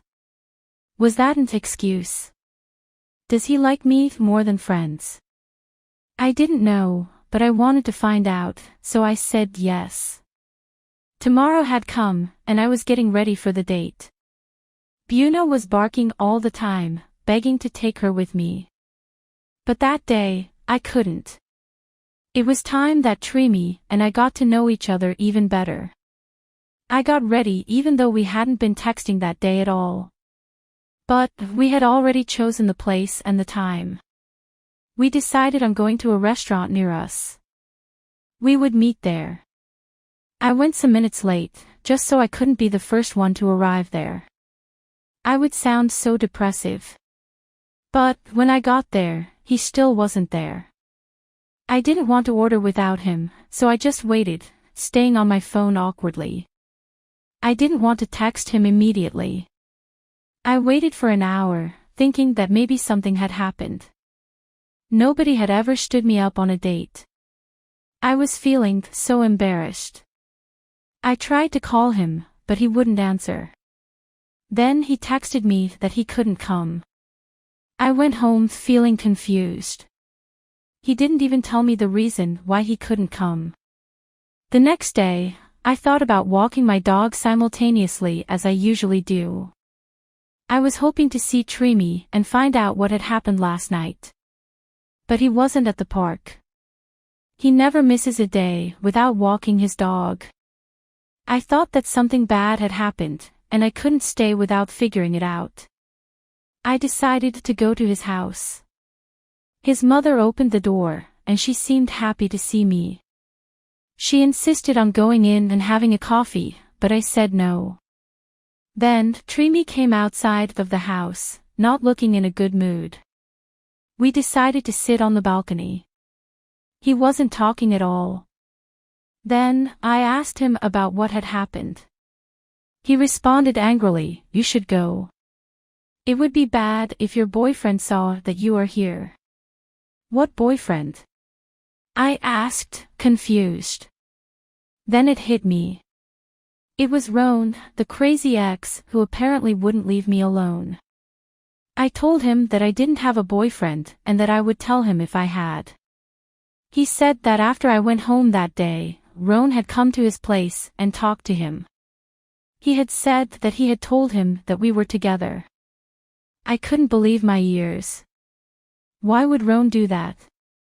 I explained to Trimi everything, and he believed me. I didn't know what to do with Roan. Should I talk to his parents? Should I call the police? I mean, he was stalking me and not leaving me alone. However, I thought that it would be better if I talked to him. I texted him and said that we should meet. I told him that we should meet somewhere in public, just in case he does something stupid. So, we did meet. He had bought me some flowers, and he seemed sad. I asked him why he said that to Trimi. His eyes were full of tears. He goes, "The idea of seeing you with someone else kills me." He said that he regrets everything he did to me and still loves me. But, if you love someone, you don't try to change them. The way they wear and the places they go. I explained to him that what he is feeling is not love. I think he understood that, and we agreed on staying friends. Will he stop leaving me alone? I don't know. Will Trimi and I get together? I don't know that either. All I know is that you should never try to change someone because that person will not change. I am Flutra, and just like everyone else, I have imperfections too. Yesterday I turned 16-year-old, and someone special had gifted me this diary. So I decided to write. People say that the best years of your life are the teenage years. But what they don't know is that life can be both beautiful and challenging at the same time. It's so hard to live your life when you aren't satisfied with yourself or when you don't feel comfortable in your skin. I've had a hard time with myself since I can even remember. My parents had named me Flutra for a reason. Flutura, in my language, means butterfly. The plan was not on naming me Flutura, but something had happened. I was born. My parents were so happy when I was born. I was the first child. I was healthy and chubby, just like every other perfect baby, except for one thing. I was born with a scar on my face, on the left side. When I was born, my parents were surprised and noticed that the scar looked just like a butterfly. And that's why they decided on naming me Flutura. My scar has always been my biggest insecurity. I remember how I always asked questions about how I was the only one with that scar. Even my parents hated this fact because there weren't many pictures of me when I was a baby. They don't show it, but that's what I think. After some years, something good had happened in our family. We had welcomed another baby, a baby girl. I was so young, but I remember I was so excited to have a baby sister. My parents were excited too. My baby sister turned out to be so perfect. No scars, no nothing. I remember I was so jealous. But I still am. The jealousy never faded away to this day. But still, our childhood was perfect. We lived in Pristina all of our lives. It was just me, my parents, and my little sister. However, I didn't know that my childhood would be the easy part of my life. I grew up, and the insecurity grew up with me. My friends would ask me about my scar. What had happened? What is that? Can you remove it? Why is it black? The question always made me feel bad about myself. It made me feel like I didn't belong there and that I was different. So, I tried to hide it. I never tied my hair up. When I was younger, I did a hairstyle to hide my scar, and it was embarrassing. I put all of my hair on my left side. My parents used to talk to me and make me feel better, but that wasn't enough. All of my friends are active on social media. They post pics of their face, their body, and outfits. But I just can't do that. All of my photos are only on my right side. My social media had become boring, so I had to close them. I started high school, and life has become even harder. I started doing makeup to hide my scar. I woke up extra early because my makeup took me 1 hour. But it's worth it. I feel normal, just like everyone else. All of my friends have had their first kiss, and they don't believe me when I say that I still didn't yet. I am not confident enough to let someone touch my face, put their hands on my hair, and kiss me. I am not confident because I have constantly been bullied and left behind. People would stare at me in public like I am an alien. Sometimes I just want to yell at them and say, "What are you looking at?" But life is easier for me during winter. I love winter. I love wearing a hat and a scarf, and this way, my scar is not even noticeable. But one day, something had happened. It was a snowy day, and I could barely see. I was walking home from school, and I was alone. The road was icy, and I didn't know. I fell on the ground so bad that I apparently fainted. I didn't even know what had happened that day until I woke up at the hospital. I didn't have my scarf on me, and my hair was up. There was a boy there. I didn't know who he was. I had never seen him before.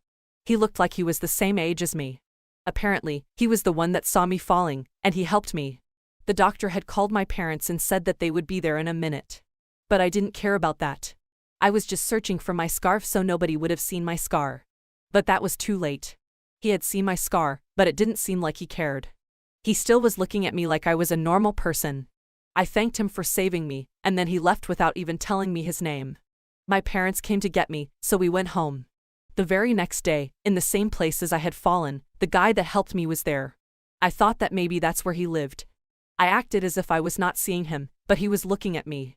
I was so glad that I had my scarf on and that he would not see my scar. He started walking towards me and said, "Hi, do you remember me?" I said yes. He said that he wanted to make sure that I wouldn't fall again. But that was just his excuse to see me again. But why would he want to see me again? He said that he wanted to meet up with me so we could get to know each other. We decided on a date for the next day. I was so excited and scared at the same time. I could barely sleep that night. The day of the date came so fast. I tried to look my best. I put on as much makeup as I could, so my scar wouldn't be noticeable. and I would look beautiful. We met up, even though we still didn't know each other's names. His name is Leon. The first thing he said to me was, "Why did you put on so much makeup?" He said that he liked me more without makeup. And nobody has said this to me before. It felt good. I felt beautiful around him. But Leon doesn't live around here. He has been at his uncle's for some months. The date went very well, and I learned a lot about him. I got his number, and he had been texting me non-stop. At first, I didn't want to tell my sisters or my friends about this date. God knows what can happen next. I don't want to jinx it. But, after some days of our date, as I was walking out of school, Leon was waiting for me. He didn't tell me that he was going to come. He wanted it to be a surprise. It was a surprise indeed, a good one. But I felt terrible since my friends didn't know a thing. They were so confused. But I told them that I'd explain to them everything and went on the next date with Leon. We went to this sushi place. I had never tried sushi before, but I liked it. When I am around him, I forget that I have a scar. He didn't even ask about it like it didn't exist.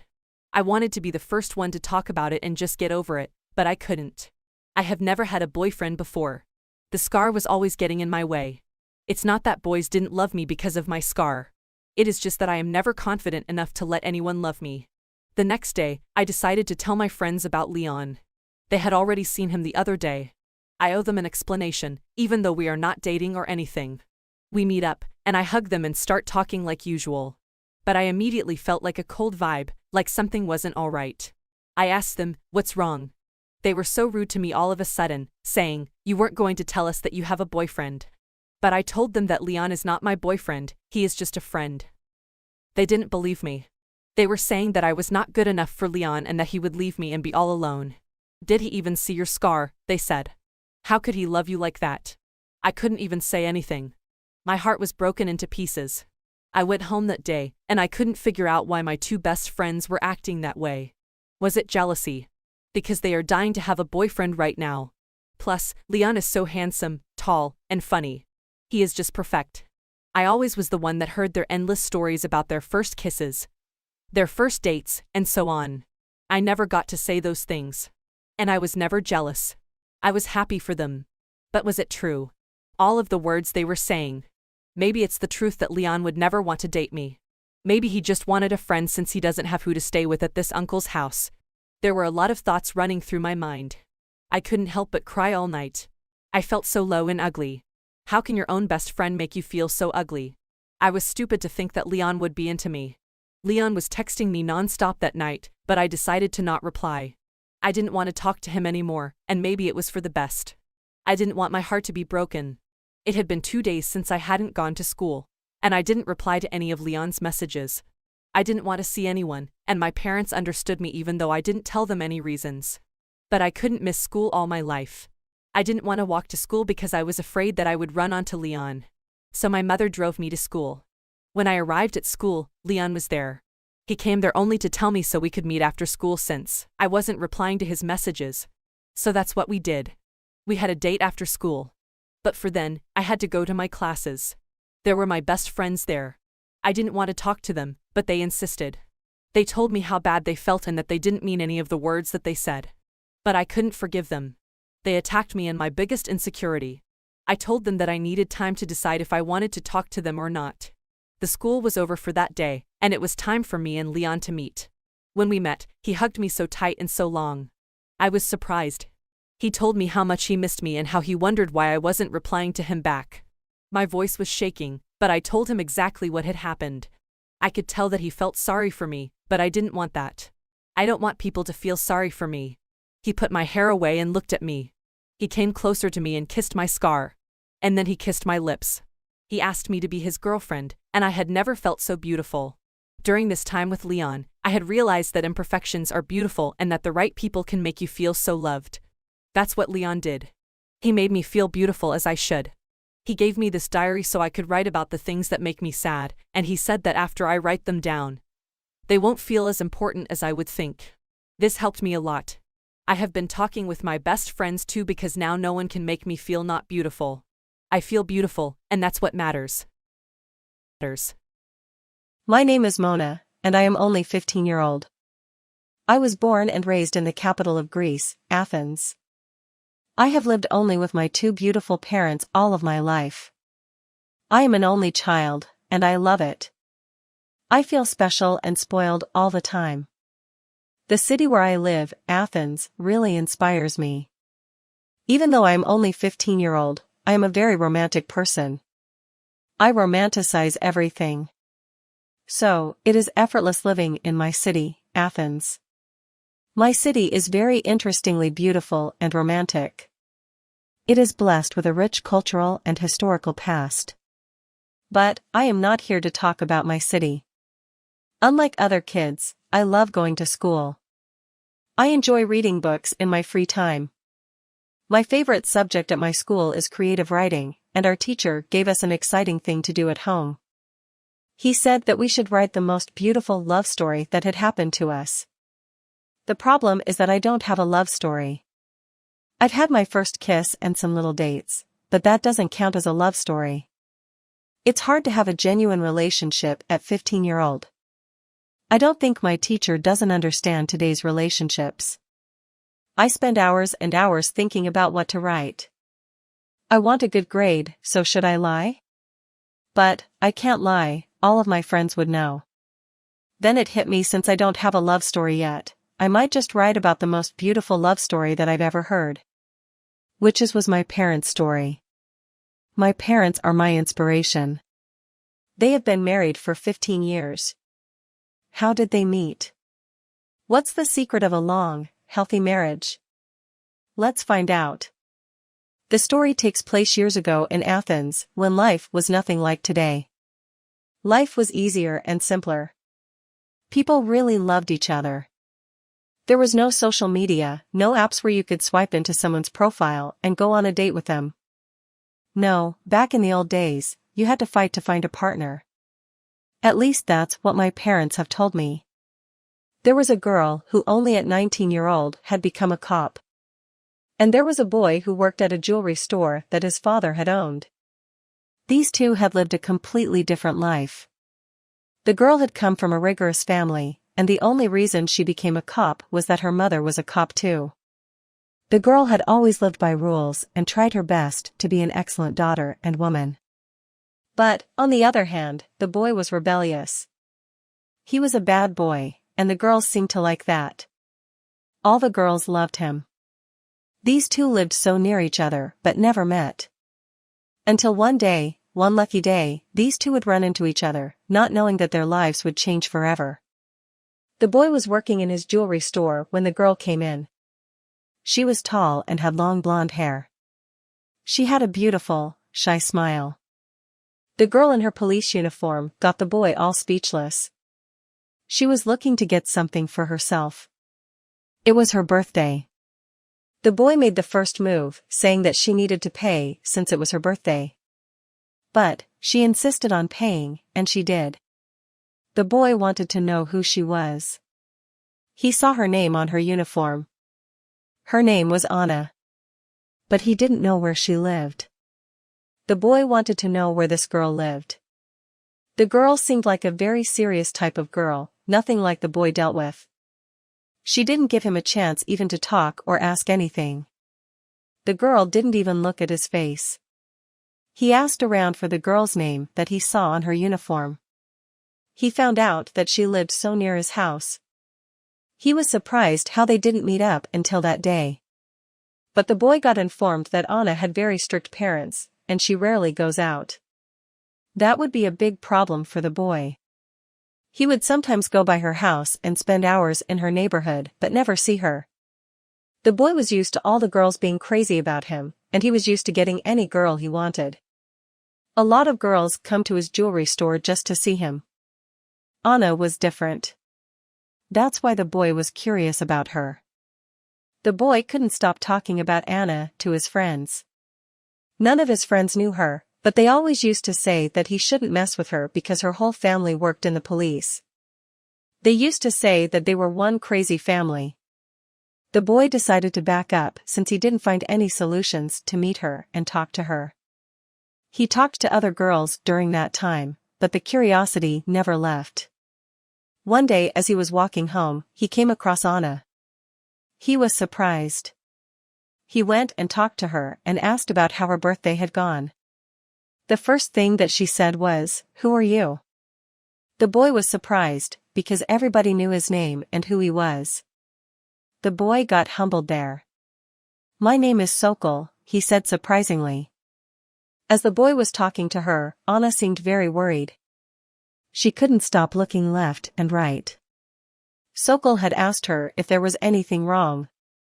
"Anna has said that she is scared if her parents would see her with me.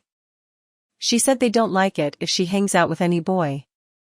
Sokol said, "Not even friends?" She said no, and started walking home, saying that he needed to leave her alone. Sokol felt bad for her. She was so young, and she was not enjoying life at all. Months went by, and Sokol had almost forgotten Anna's face. It was summertime, and everyone was out except her. One day as he was about to close the jewelry store, his father said, "Don't forget to put the alarm on." So, an idea came to his mind. He couldn't wait to get to work tomorrow and master his genius idea. Tomorrow came. The plan was that he should break the window of his jewelry store, and this way, the alarm would go on, and the police would come. And guess who works in the police? Anna. It was the only way that these two would meet. And that's what Sokol did. He closed the shop. He broke the window and started running home, acting like he had nothing to do with it. While he was staying home stressed, a phone call occurred. Sokol's father got the news and immediately went. Sokol went too. And there she was, Anna. She looked so beautiful and brave. Sokol was acting like he didn't know who did it and saying that he would beat up whoever did this. They stayed there for hours, trying to figure out who did it. This way they had the chance to talk with each other. Sokol could feel that Anna was starting to feel safe with him. But nothing more happened. They were back to their old ways, barely seeing each other anymore. After some weeks, Sokol had heard some bad news. People were talking and saying that Anna's family had found her a husband to marry. Sokol couldn't believe his ears. She was so young to get married, plus Sokol wanted to get to know her more. He felt like they could be together. So, Sokol tried to do his master plan once again. Maybe this time, it would work. It was night time, and he had finished his shift. This time he decided to take an expensive necklace, just so the story would be more believable. He took a stone and broke the window, and started running home as usual.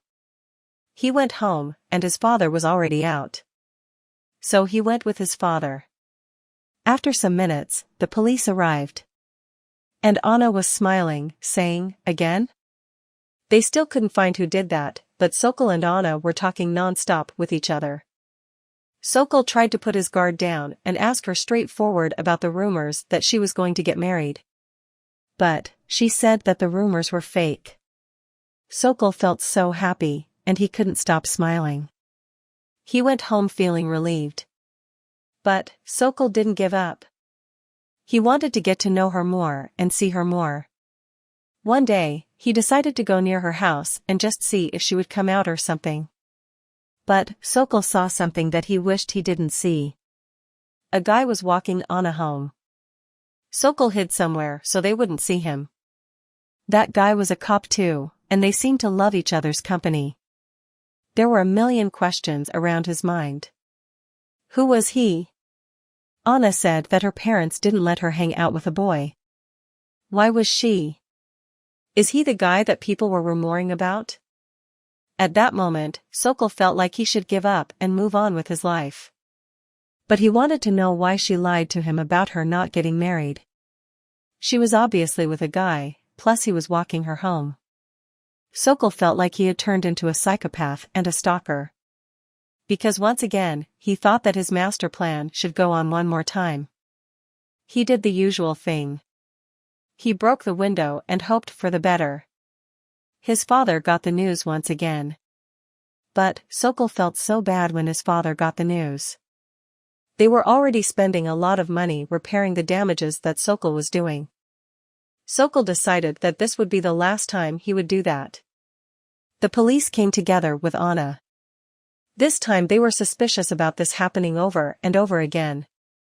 They were finding it weird how every time this was happening when Sokol was working. But Sokol played it off like once again he didn't know what had happened. This time Sokol didn't have much time to ask Anna the questions he had. They barely talked. Sokol felt so down. He did all of this for nothing. Sokol's father had decided that he would be the one working all the time and that he would be working during the night too. Sokol felt hopeless. The following day, Sokol was sleeping when his mother had called him saying that someone was looking for him. He woke up and got dressed, whatever he could put on. It was Anna. He couldn't believe his eyes. She said that she wanted to talk with him. So that's what they did. The first thing she said was, "Why did you keep doing this?" She said that she knew that Sokol was the one breaking the windows. Sokol was speechless. She said that it was obvious that he did that, and she wanted to know the reason why. She said that she didn't want to tell Sokol's father because she believed that Sokol had a strong reason. Sokol knew that he had no other choice but just tell the truth. He said to her that she was the reason why he was doing all of this. She was surprised. Sokol said that he wanted to spend time and get to know her, but he couldn't. He told her that he liked her. He asked her if she liked him too and wanted to go out with him. What was her answer? What happened next? Well, they had me. So you might know how the rest of the story goes. They fell in love and spent the rest of their lives together. This is my favorite love story that I've ever heard because I admire how my father never gave up on my mother. Marriage and relationships can be hard, but you shouldn't give up on love. I envy my parents because nowadays nobody fights for love. I am Rita, and I will take you back to the 1999s. What was life like in the 1999s? In 1999 I was only 16-year-old. I remember it like it was yesterday. Life was good living together with the whole family. There was me, mom, dad, and my 2 little brothers. I was the oldest child in the family. Being the oldest child means having responsibilities. I remember I used to help my mother around the house. I practically raised my 2 little brothers. They are not so little anymore.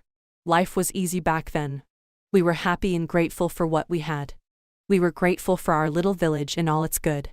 We took care of our lands, and the grounds thanked us by giving us food. Fruits of all kinds. I remember how much we loved our animals, our big, healthy cows. I was only 16-year-old, but I was fearless. I remember wanting to ride our horses, but my dad never let me. Winters back then were never easy. But it was that season that brought us all together in one room. The winters were so cold, and we used to all sleep together. We didn't know that something terrible would happen during the coldest days of winter. As far as I remember, it was morning, and we were staying inside our house when suddenly we heard people screaming. We didn't even have the chance to look through the window and see what was happening. My father came running and said that the military forces had gotten into our villages. I am pretty sure that I didn't even understand what my father had said back then. But, judging by how his face looked and how his voice sounded, I knew that something terrible was going to happen to us. I remember my mother running fast, getting clothes and some little food. My little brothers were crying their eyes out. I remember I was so scared. We took as many things as possible in such a little time and got outside the house. I wish we didn't get outside of our house. I wish I could delete the memory when I looked at all the people that lived in the village. Everyone was crying and screaming. Some babies were just born. Some people were sick and could barely walk. I remember that some couldn't find their loved ones. They were screaming their names so loud, desperately. The military forces had forced our village to move and cross the border. That time I didn't know what it meant. But we just kept walking, not knowing what to do or where to go. We thought that we should follow the crowd. We had worn 2 jackets each, but still, it was one of the coldest days since I can remember. We were walking, not knowing that that would be the last time we would be together in our village. I remember myself crying because we had left all the animals behind us. Even the animals were shouting and screaming, and even they knew that something was not all right. We were walking and walking till we couldn't feel our legs. The mountains of our villages were full of snow and ice, making it harder to walk. I remember like it was yesterday. My feet were so cold because the water had already got into my boots. At that time, My little two brothers were only 10-year-old and 8-year-old. My 8-year-old brother, Tommy, cried nonstop, and I carried him because I felt terrible. I didn't want to cause stress to my parents because they were already very anxious. That day, I remember seeing my father crying for the first time. It broke my heart because he had never cried before in front of us. And, seeing a man crying like that, like a child, my eyes are full of tears just thinking about that. As we were walking and following the crowd, our parents had written some stuff on our arms. As I remember, they had written our names, birth names, and the village we were in. They used to do this just in case we went missing or something. This made us even more scared and anxious. I remember that just the thought of getting separated from my family would make me go insane. After some hours of walking, I remember that we got in a truck. That truck could barely fit all of us. We were more than 100 people. We were holding hands nonstop because you could literally get lost in that truck. I remember that I could hear a thing my parents were saying. Everyone was crying and screaming. All of a sudden, the truck had stopped. I remember us thinking that the truck had problems, and that we had to stop. But, no, the military forces were there and had stopped the truck. The military forces made everyone get out of the truck and separated us into two groups. We were separated from our parents. They took my mother and father and then told the truck driver to go. To this day, this was the most challenging moment of my life. I couldn't hold the tears and be strong for my two little brothers. I broke down. Luckily enough, an older woman was there in the truck and tried to make me feel less worried. I remember every word she said to me. Don't worry, they will be back. To this day, she still was one of the kindest women I've ever met. She used to say that if we didn't find our parents, she wouldn't leave us alone. She would take us with her. And this made me feel better and safe for a while. I wish I could find her and thank her because she said things I needed to wear, and things I wanted to hear. The drive was long, and we got hungry. We had a backpack that my parents had packed for us. There was bread and a bottle of water. We shared that with my two little brothers, pieces to pieces, but that wasn't enough. It had been one day since we hadn't seen our parents and we were worried. I didn't know if they were dead or alive. I didn't know where they were and if they had eaten anything. I remember not sleeping at all, scared if the military forces were going to separate me from my little brothers. They were my responsibility now. We had welcomed a new day, and that older woman had given us some food. To this day, I still don't know what we would do if this older woman didn't give us something to eat. We would starve. I remember what the people used to talk about in that truck. They said that we would all die. I used to cover my little brother's ears so they couldn't hear anything. Then, some good news. Someone shouted, saying that we had arrived at the border and were ready to cross it. They told us to change to different vehicles, so we did. I took my little brother and went into a giant truck. There were people there, and all of the people there, I noticed a face. It was my mother. I couldn't believe my eyes. I shouted with all my lungs and said her name. She came into us running, and we just started hugging. And this was one of the best moments of that time until I had asked my mother something. I asked about my father and where he was. I remember her crying and saying that she didn't know where Dad was. She had said that the military forces had separated them into two groups, females and males, and that she hadn't seen him since the day we all got separated. We shouted his name and looked everywhere to see if we could find him. But we didn't. We got in the truck together with my mother, and then we crossed the border. We had no other choice but hope to see our father after crossing the border. We thought that maybe he would be there, waiting for us. The drive was long and sad. I remember that we couldn't keep our minds off our father. Where was he? Was he okay? Was he hungry? After we crossed the border, we had asked around about my father, but we couldn't find him. We asked our military forces too. They kept saying that he would be back tomorrow.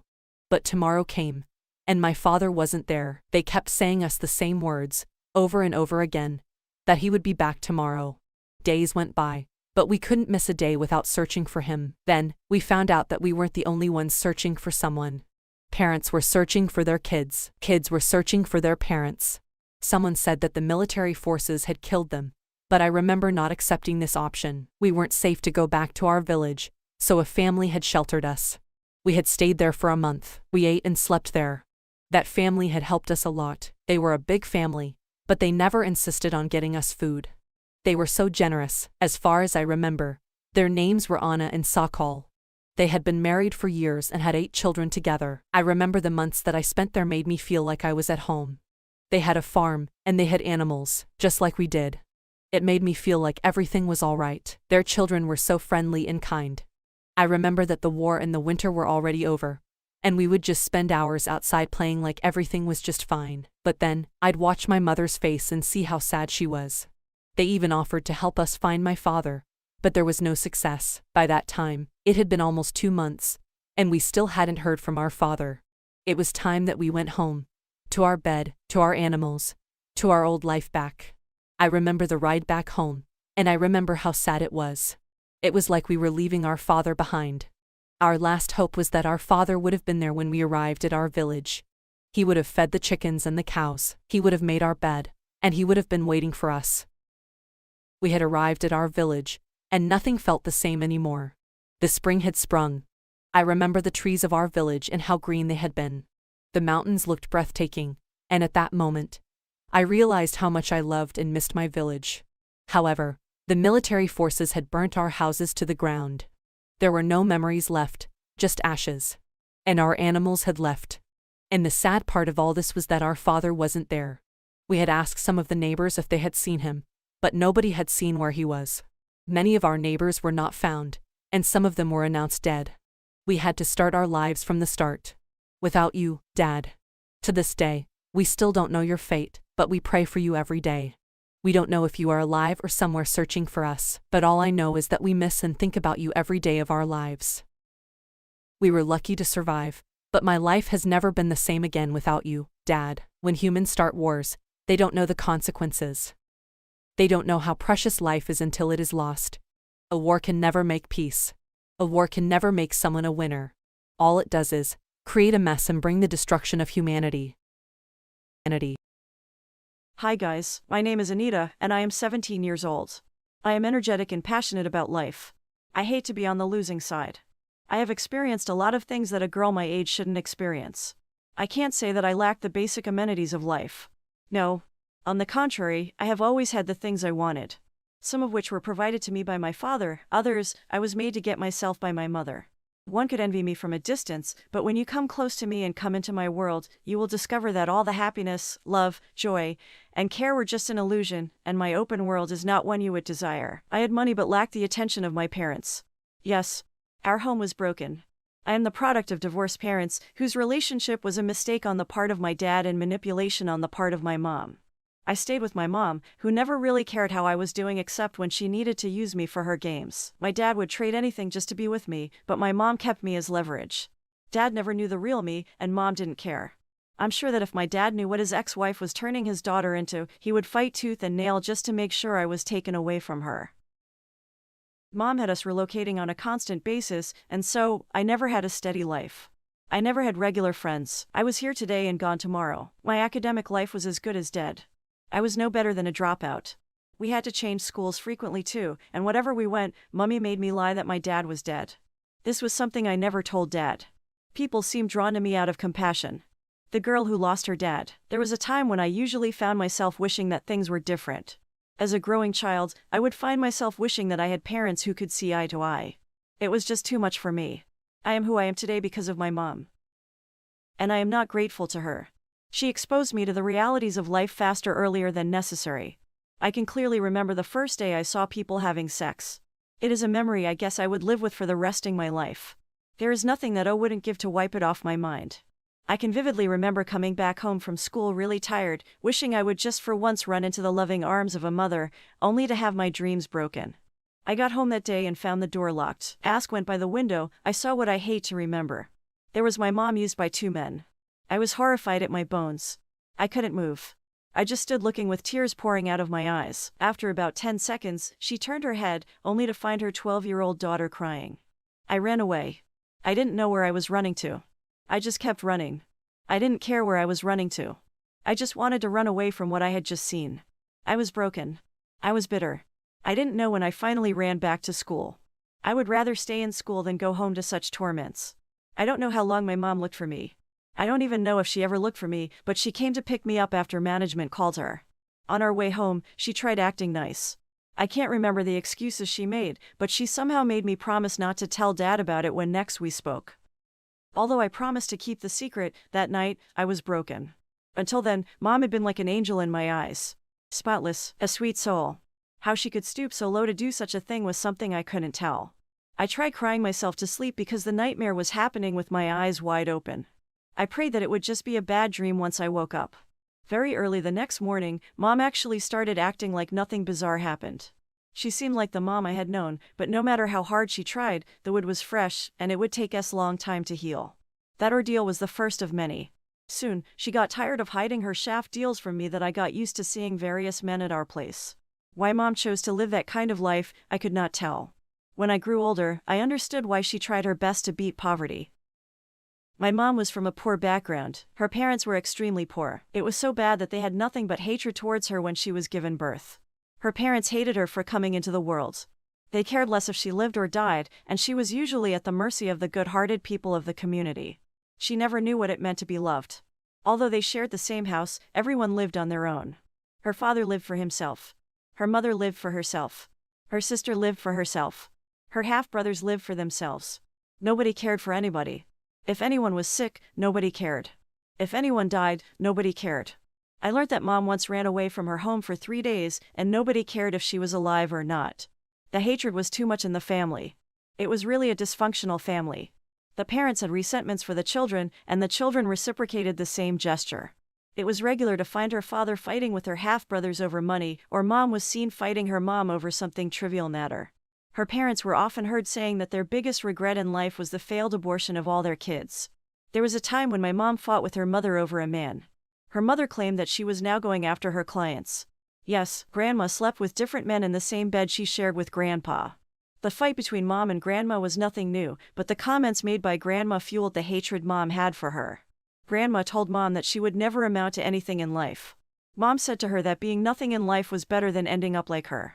However, she vowed to be better than her mom. The neighbors were constantly entertained by the family drama. Mom's family was everything terrible you could imagine. It was a jungle, and everyone lived like an animal. The school was not an option for the children because nobody was going to pay, so each child learned to fend for himself from an early stage. Mom was really smart. It seemed as though she was the smartest of all the children.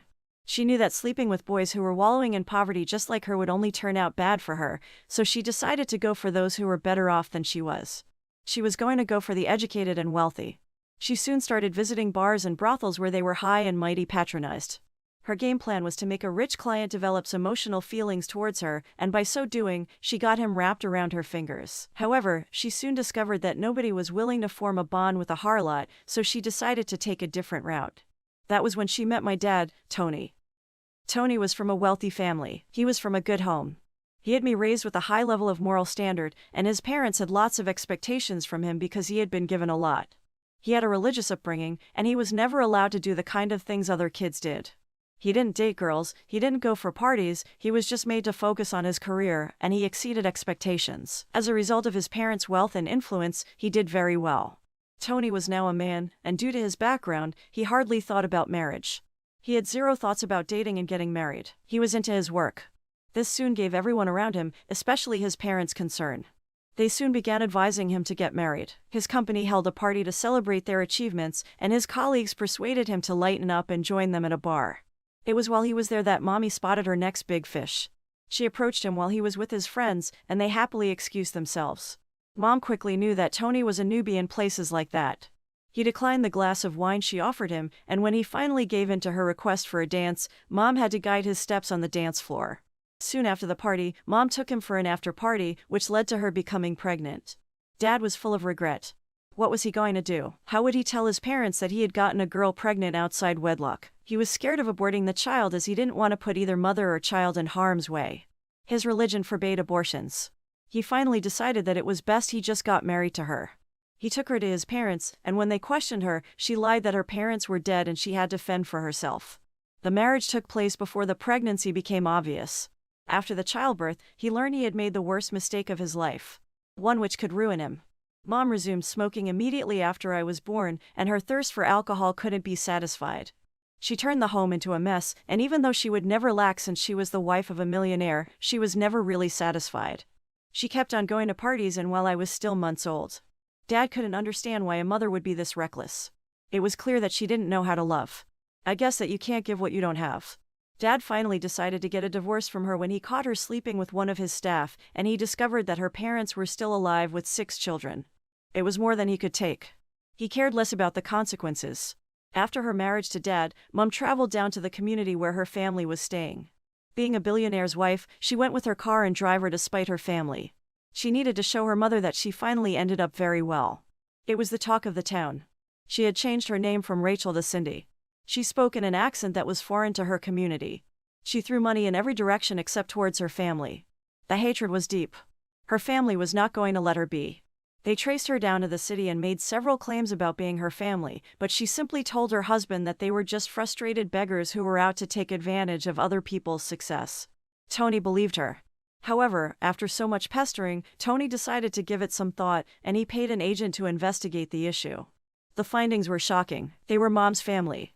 Dad traveled down to the community where they lived to see for himself. The people of the community gave him the history of his wife. Dad was shocked by the bones.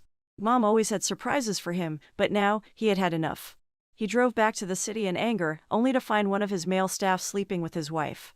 Now nothing would hold him back from getting a divorce. He told his parents, who were in full support of his actions, and the divorce proceedings commenced. Mom got a good fortune out of it, and she was awarded my custody. Something that Dad didn't want her to have.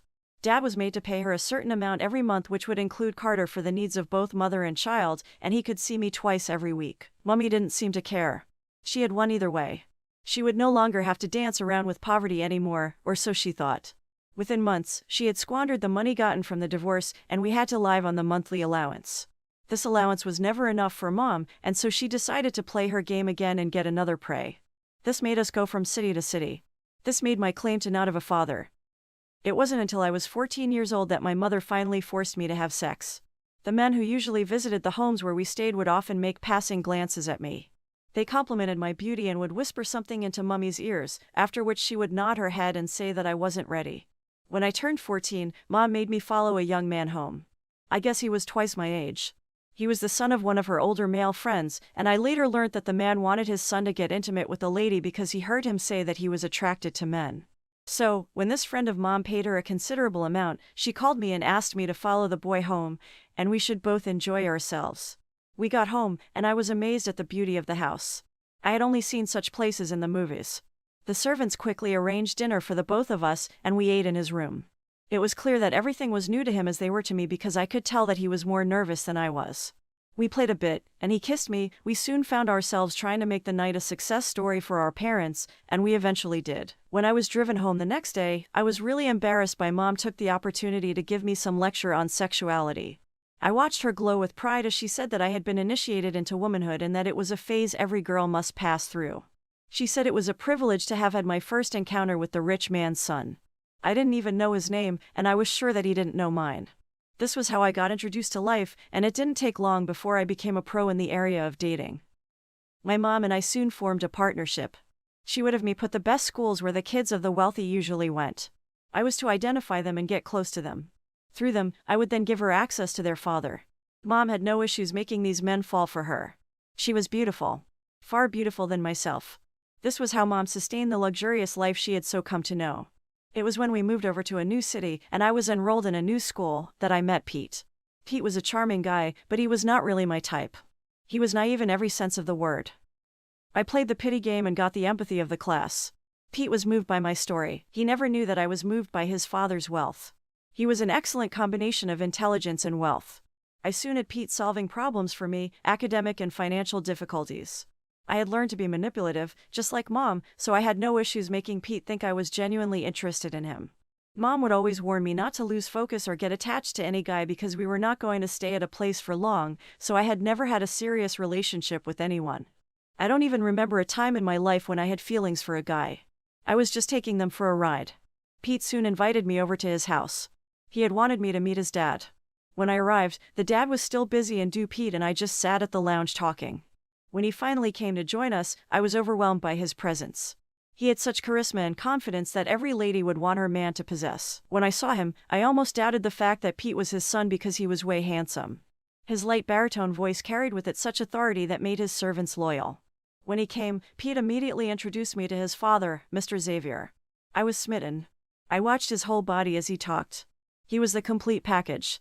He asked about me, and I talked about myself. I gave him the usual story that I had given everyone else about my dad being dead and my mother working hard to make ends meet. They all bought the story. Everything went perfectly that night. After dinner, Mr. Xavier asked that his driver drop me off. I wasn't pretty sure that I had impressed him that night because he seemed to pay little attention to me. However, I looked forward to coming over again, not seeing Pete, but seeing his dad. Mr. Xavier. However, although I was intrigued by him, I knew that the story concerning his escapades with ladies could be true because he never seemed interested in my mom when I spoke about her. Mr. Xavier was an oil magnate. He never remarried after the death of his first wife, who died during childbirth. He wasn't ready to settle down with any lady because he knew that they only came around because of his wealth. Losing the woman whom he had struggled with was really painful for him. His wife was everything to him. His success story would never have been written if not for her sacrifices. She was his motivation. She saw things in him which nobody ever saw. When he was starting up, things were not very smooth, but she stuck with him and she gave him every support which he needed. He was really a mess, but she fixed him up. He was scared that she could leave him at any point in time because she had the opportunity to ditch him for more affluent guys, but she always reassured him of her undying commitment towards him. It was clear to Mr. Xavier that his lover was an angel sent to him from up above. He owed her his life. His life was now worth a lot simply because of the investment she made in him. He proposed to her as soon as he could afford a ring, and although she had no reason to say yes, she did. She was willing to risk her life for him. After they were wedded, she further intensified her efforts towards the growth of his company, and 5 years into the marriage, he was already a billionaire. That was when she became pregnant for Pete. Mr. Xavier was so happy when he got the news of her pregnancy. They were finally going to get an addition to their family. He made plans for them. He put things in place for the delivery. He actually got his wife a surprise house and a private jet just to say thank you. It was, however, a sad day for him when he was told that she didn't make it. He felt terrible. It was as though his world had just crumbled. He experienced a kind of pain that he had never known in all his life. He felt empty inside. His wife had just left a space that would be impossible to fill up by anyone else, and although he found consolation in the child which she left behind, he made a vow not to remarry. He knew that he would have a hard time finding a lady who wouldn't love him because of his money. A few months to his wife's demise, he began visiting clubhouses, and that was where he slept with a lady who claimed to be pregnant for him. He wasn't going to make the mistake of getting married to this harlot. That was a mistake a friend of his had made years back. He, however, took care of the lady who claimed to be carrying 2 children on the inside of her. He made sure she was comfortable and lacked nothing. He was willing to accept responsibility and take care of them all, but it was soon discovered that the lady had been lying all along. The pregnancy test was positive, and she did have twins, but they were not his. Although he didn't send her to jail for extortion, he quickly took back the car and house that he had given her. This further strengthened his resolve to be on the lookout for women. A week after I had met Pete's dad, I fell ill and missed school. This was our plan to get Pete to come to visit, and he did. When he arrived home, Mom quickly made him feel comfortable. She was good at that. Pete immediately fell in love with her personality. She was giving the love of a mother which he had never known or experienced. All through his stay, I was eagerly waiting to hear him say that his dad sent regards to me, but he didn't. While looking at him talk or laugh, I could only think about his dad. What was happening to me? Why was I falling for his dad? This was the first time in my life that I would really be interested in someone, and it just had to be my boyfriend's dad. Pete gets home feeling overwhelmed by the love shown by my mom. It told his dad all about her.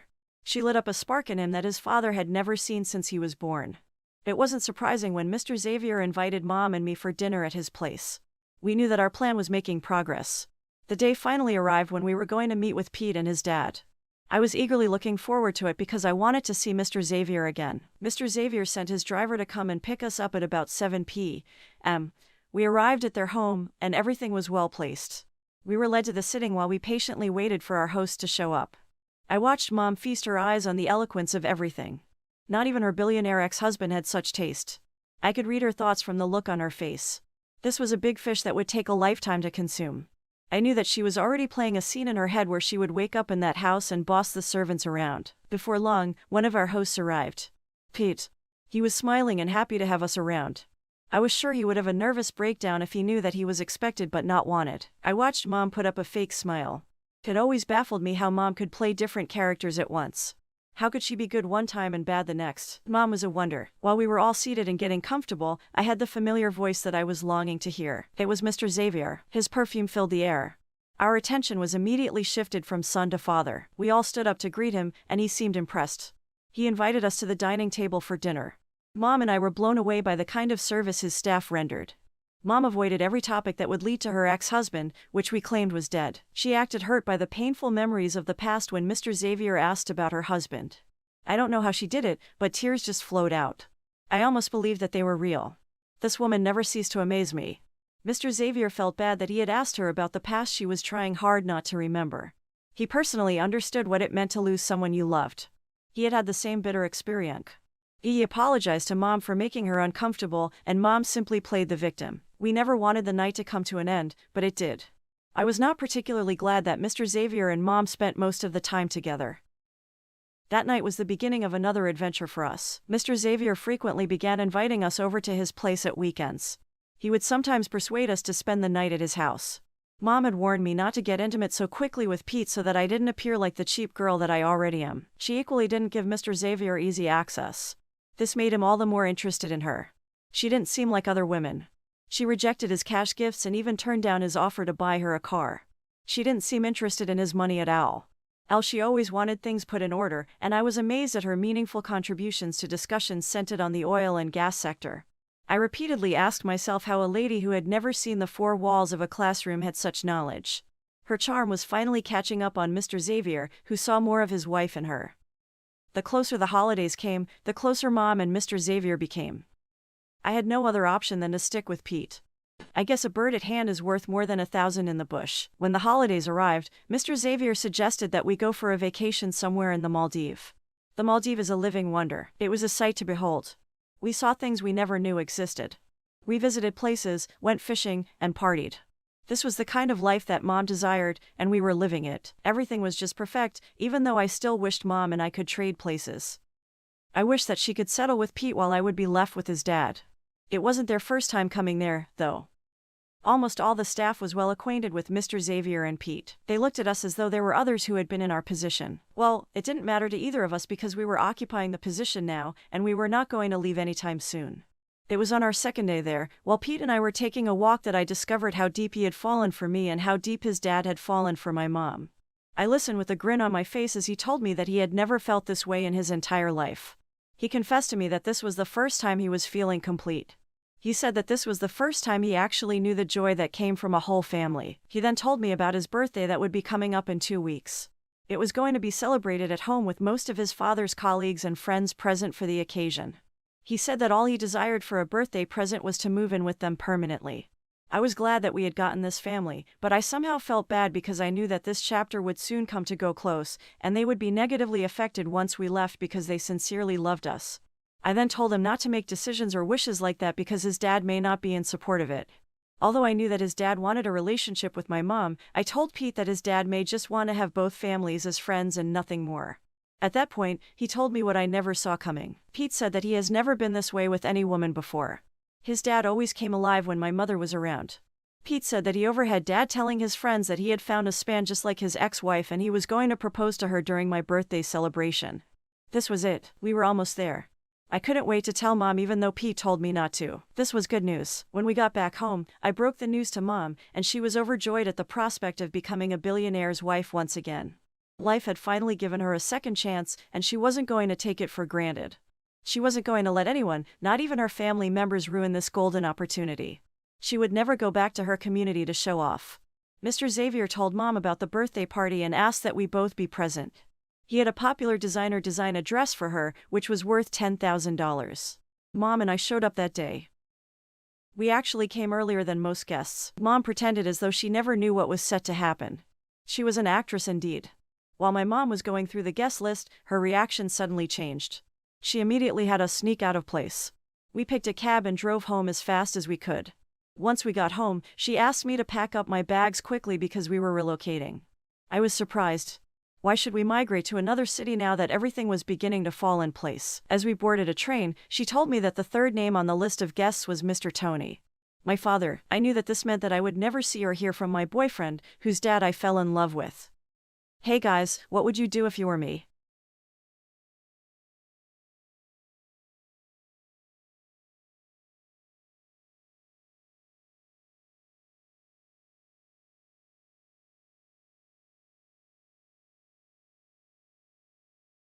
My name is Anna. I am 19 years of age. I was born in Washington. I started my life as a little girl in the city of Washington. My parents moved to Washington a few weeks after they got married. 2 years after they gave birth to me, I started primary education in Washington. After my primary school education, I was enrolled in another high school in Washington. When I graduated from high school, I got admission into a college in Texas. For the first time in my life, I had to live without my parents and live elsewhere. My dad got a good apartment for me because he didn't want me to stay in the school hostel. The apartment was nice. I fell in love with the apartment as soon as I entered. My dad stayed with me for a day before he traveled back to Washington. The next day was the day I was supposed to resume school. I woke up very early, I took my bath and I prepared for school. My dad got me a taxi driver that will be driving me to school and be taking me back home after lectures. As soon as I finished my preparation, I called the taxi driver. He called me immediately. He arrived at my gate. I entered the taxi and we drove off to school. We arrived at school at exactly 7:50 a.m. The school was so big that I couldn't find my way to my faculty. While I was figuring out how to locate my faculty, I saw a young guy standing close to a tree. He was talking to someone on the phone, so I waited for him to end the call. As soon as he ended the call, I said hi. He replied and asked if he could help me. I told him that I am a new student. I said this is my first time in school. I said I am a law student, but I don't know where my faculty is. He welcomed me to the school. He said I will enjoy my stay at the school. He said I should follow him because he is also going to the faculty of law. I was very that help was in sight. After all the things I went through, I finally saw someone willing to help. We walked for 2 minutes and he showed me the faculty. He took me to my class so that I can meet my colleagues. When I got to my class, a lecturer was already in class. I stood outside waiting for the lecturer to come out so that I can enter the class. While the lecturer was dictating from his note, he walked to the front of the class. He saw me standing outside and he told me to enter the class. When I entered the class, he asked me if I am a member of the class and I replied in the affirmative. He asked me why I was standing outside. I said I am coming for the first time. I said I couldn't enter the class because I met him teaching. The lecturer told me to look for a sit and settle down. He said I do not have to wait outside when I am late to class. He said no lecturer will send me out of a class because I came late. The lecturer told me to take my sit and he continued teaching. We didn't have any lectures after that class. So, we decided to use the opportunity to know ourselves. The first thing we did was appoint a class representative. One of the teachers was called to help us organize it. He stood in front of the class and welcomed everyone. He advised us to take our studies seriously. He said the first and second years are the most important for a student. He said once a student does badly in his first 2 years, he said there is no way he or she will have a good result. He said once a student can scale through the first 2 years with a good result, he or she will graduate with a good grade. He said having a good grade is a big advantage in the labor market because every organization wants a good and competent worker. After advising us, he went back to the subject matter. He told those that have an interest in becoming the class representative to step forward. 2 female students and 3 female students went forward. The lecturer said it is now in our hands to decide who our class representative will be. He said because we are all meeting ourselves for the first time, he will give the 5 students the chance to sell themselves to the class. They mounted the podium one after the other to sell themselves to the class. After 45 minutes, they were through with their manifesto. The lecturer mounted the podium again. He said the next thing is to appoint our class representative through voting. He said the student that has the highest vote will become the class representative. We were 100 in the class, 95 of us were left to cast the vote. The lecturer told every student to tear a sheet of paper and write the name of their favorite candidate on it. He said after writing it, every student should step forward and drop it in the ballot box. The lecturer told the contestants to mention their names to the class again before the commencement of the voting. The first student stepped forward and mentioned his name. He told the class that his name is John. The second student stepped forward and did the same. He told the class that his name is Patrick. The third student stepped forward and she also did the same. She told the class that her name is Angela. The fourth student stepped forward and did the same. She told the class that her name is Anita, while the last student told the class that his name is Henry. After they mentioned their name, he told us to do as instructed. We all tore a sheet of paper and wrote the name of our preferred candidate. After the vote, the lecturer told one of us to count the vote. After the counting, the lecturer announced the results. He said John had 65 votes, Patrick had 10 votes, Anita had 10 votes, and Angela had 6 votes while Henry had 4 votes. The lecturer said by vote cast, John has been elected as the class representative. The whole class shouted. Some of the students went to the podium and hugged him. After some time, the lecturer told everybody to return to their seats while the contestant should remain standing. He told the candidates to display the spirit of sportsmanship by shaking each other. After they did that, he told the other 4 students to return to their seats while John should remain standing. The lecturer told John that if he wants to be a successful class representative, he has to take everybody in the class along in everything he does. He said if a lecturer gives the class assignment, he has to make sure that everybody in the class gets the assignment. He said if he wants to submit an assignment too, he has to make sure that at least the majority of the class has submitted. He said the welfare of the class is part of his duties. He said if he does not see any student in class, he has to call that student to know why he or she is absent. He said one of the ways he can achieve that is to create a WhatsApp group for the class. After the lecturer finished his speech, he told John to return to his seat and the lecturer left our class. When the lecturer left the class, some of John's friends went to him and congratulated him again. They took him to the restaurant to celebrate his victory. When I realized that there was nothing left for me to do, I called my taxi driver to take me home. He told me to wait for him in front of the school gate so that he wouldn't bother entering the school gate. I boarded one of the taxis on the campus and I alighted at the school gate.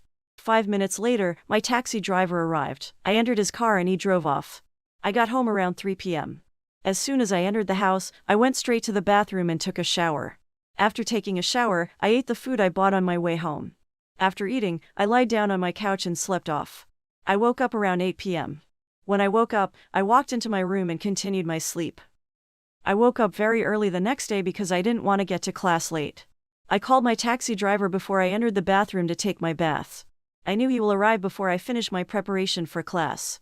20 minutes after, my taxi driver called me and informed me that he is in front of my gate.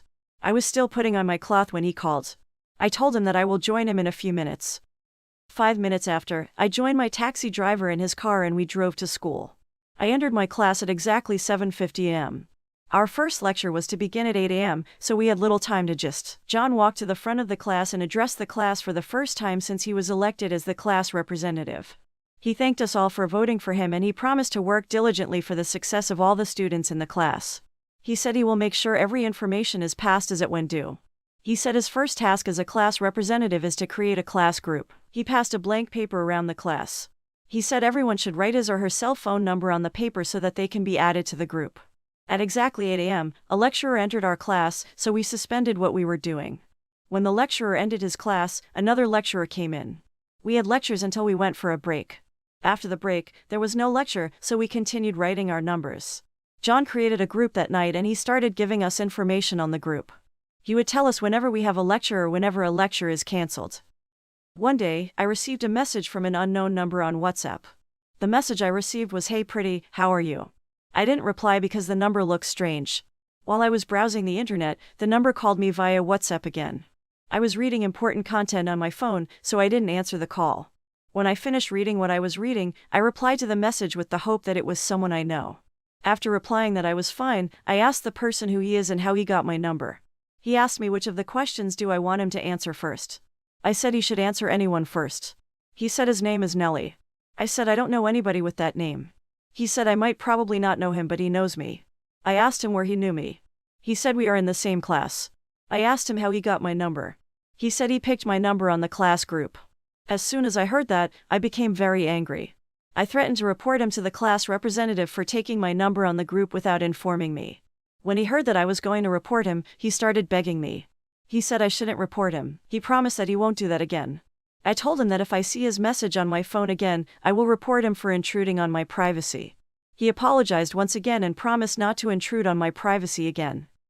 The next day in school, I saw the lecturer that was in class on the first day I went to school. I was the one that greeted him because he didn't recognize me. He responded to my greeting but he was still looking at me like he knew me from somewhere. I told him that I was the student that came late to the class on the first day of resumption. I said I was waiting outside when he called me into the class and asked me why I was standing outside. When I finished my explanation, he remembered who I was. He said he hasn't come to our class since that day because he traveled. He asked me how I have been coping with my study. I told him that I have been coping very well. While I was about to walk away, he held my hand. It was a shocker to me. I was surprised and at the same time, I was afraid. He asked me whether I have a cell phone and I replied in the affirmative. He gave me his phone and told me to type my save my number on his phone. I collected his phone and did as he instructed. I walked away from him and I returned to my class. We had only one lecture after that. As soon as the lecture ended, I called my taxi driver to come and take me home. When he arrived, I entered the car and he drove me home. I was very hungry when I got home. I rushed into the kitchen to prepare a meal for myself. While I was preparing the meal, I quickly entered the bathroom and took a shower. 30 minutes later, my food was ready. I ate my food in the sitting room. After eating, I lied on my couch like I used to. At exactly 9 p.m., I went into my room and slept off. It was my lecturer's call that woke me the next morning. I was surprised to see his call very early in the morning. I didn't want to answer the phone at first, but I thought within myself that he might have an important message for me. When I answered the phone, I respectably greeted him. He noticed that my voice was not as audible as it used to. He asked me if I was still sleeping. I told him that it was his call that woke me up from my sleep. He apologized for disturbing my sleep. I said he doesn't need to apologize because his call came at the right time. I said if he didn't call, I would have been late for class because I will still be sleeping by now. He said if I come to school, I should make sure that I see him in his office before I leave. I told him that I would do that. As soon as the call ended, I started thinking within myself that why will a lecturer want to see me in his office? I concluded within myself that he might have important information for me. When I finished preparing for school, I called my taxi driver. He arrived in a few minutes and he drove me off to school. I got to school around 7:45 a.m. I knew I had 15 minutes before the commencement of the lecture, so I went straight to Dr. Peter's office. I met his door open, but he wasn't in his office. I called his cell phone number to inform him that I am in front of his office. But he didn't answer his call. When I didn't see him, I had no other option than to go to class. 5 minutes later, Dr. Peter returned my call. He asked me where I am. I told him that I was in front of his office when I called him. He said he was in a meeting with his colleagues, which was the reason he wasn't able to answer my call. I told him that I have left his office and I am presently in class. He said he will be in his office by 9 p.m. He said from 9 p.m. I can come and see him in his office. At exactly 8 a.m., a lecturer entered our class. He taught us until 10 a.m. As soon as he left, another lecturer entered the class. We had lectures until 2 p.m. As soon as Elle left the class, I went straight to the school's restaurant because I was very hungry. After eating to my satisfaction, I called Dr. Peter. When he answered the phone, he asked me where I was. I told him that I am at the school restaurant. He said I can come and see him in his office now. I left the school restaurant and walked to Dr. Peter's office. When I got to the door of his office, I knocked. He already knew I was the one, therefore, he didn't hesitate to tell me to enter. When I entered his office, he told me to sit on his couch. I was surprised to see a very big couch in his office. I sat on the couch thinking why this man invited me to his office. He excused himself and went out of his office. He returned 5 minutes later with a bottle of wine. I told him that he didn't need to disturb himself because I just left the school restaurant. He said it's not compulsory I drink the wine in his office, he said I can take it home. He placed the wine in front of me and sat very close to me. He didn't say anything for some seconds, so I started wondering why he told me to come in the first place. I looked at his face and I asked him the reason he asked me to see him in his office. Dr. Peter said since he became a lecturer, he has had nothing to do with his students. He said he tries to avoid his students. He said my case seems different. He said he began to like me from the first day he saw me. He said he knows what he is about to tell me might sound weird, but it is from the bottom of his mind. Dr. Peter said he likes me and he wants me to be his girlfriend. I didn't know whether to cry or laugh when he said it. It was annoying to me because I knew he will have a wife at home.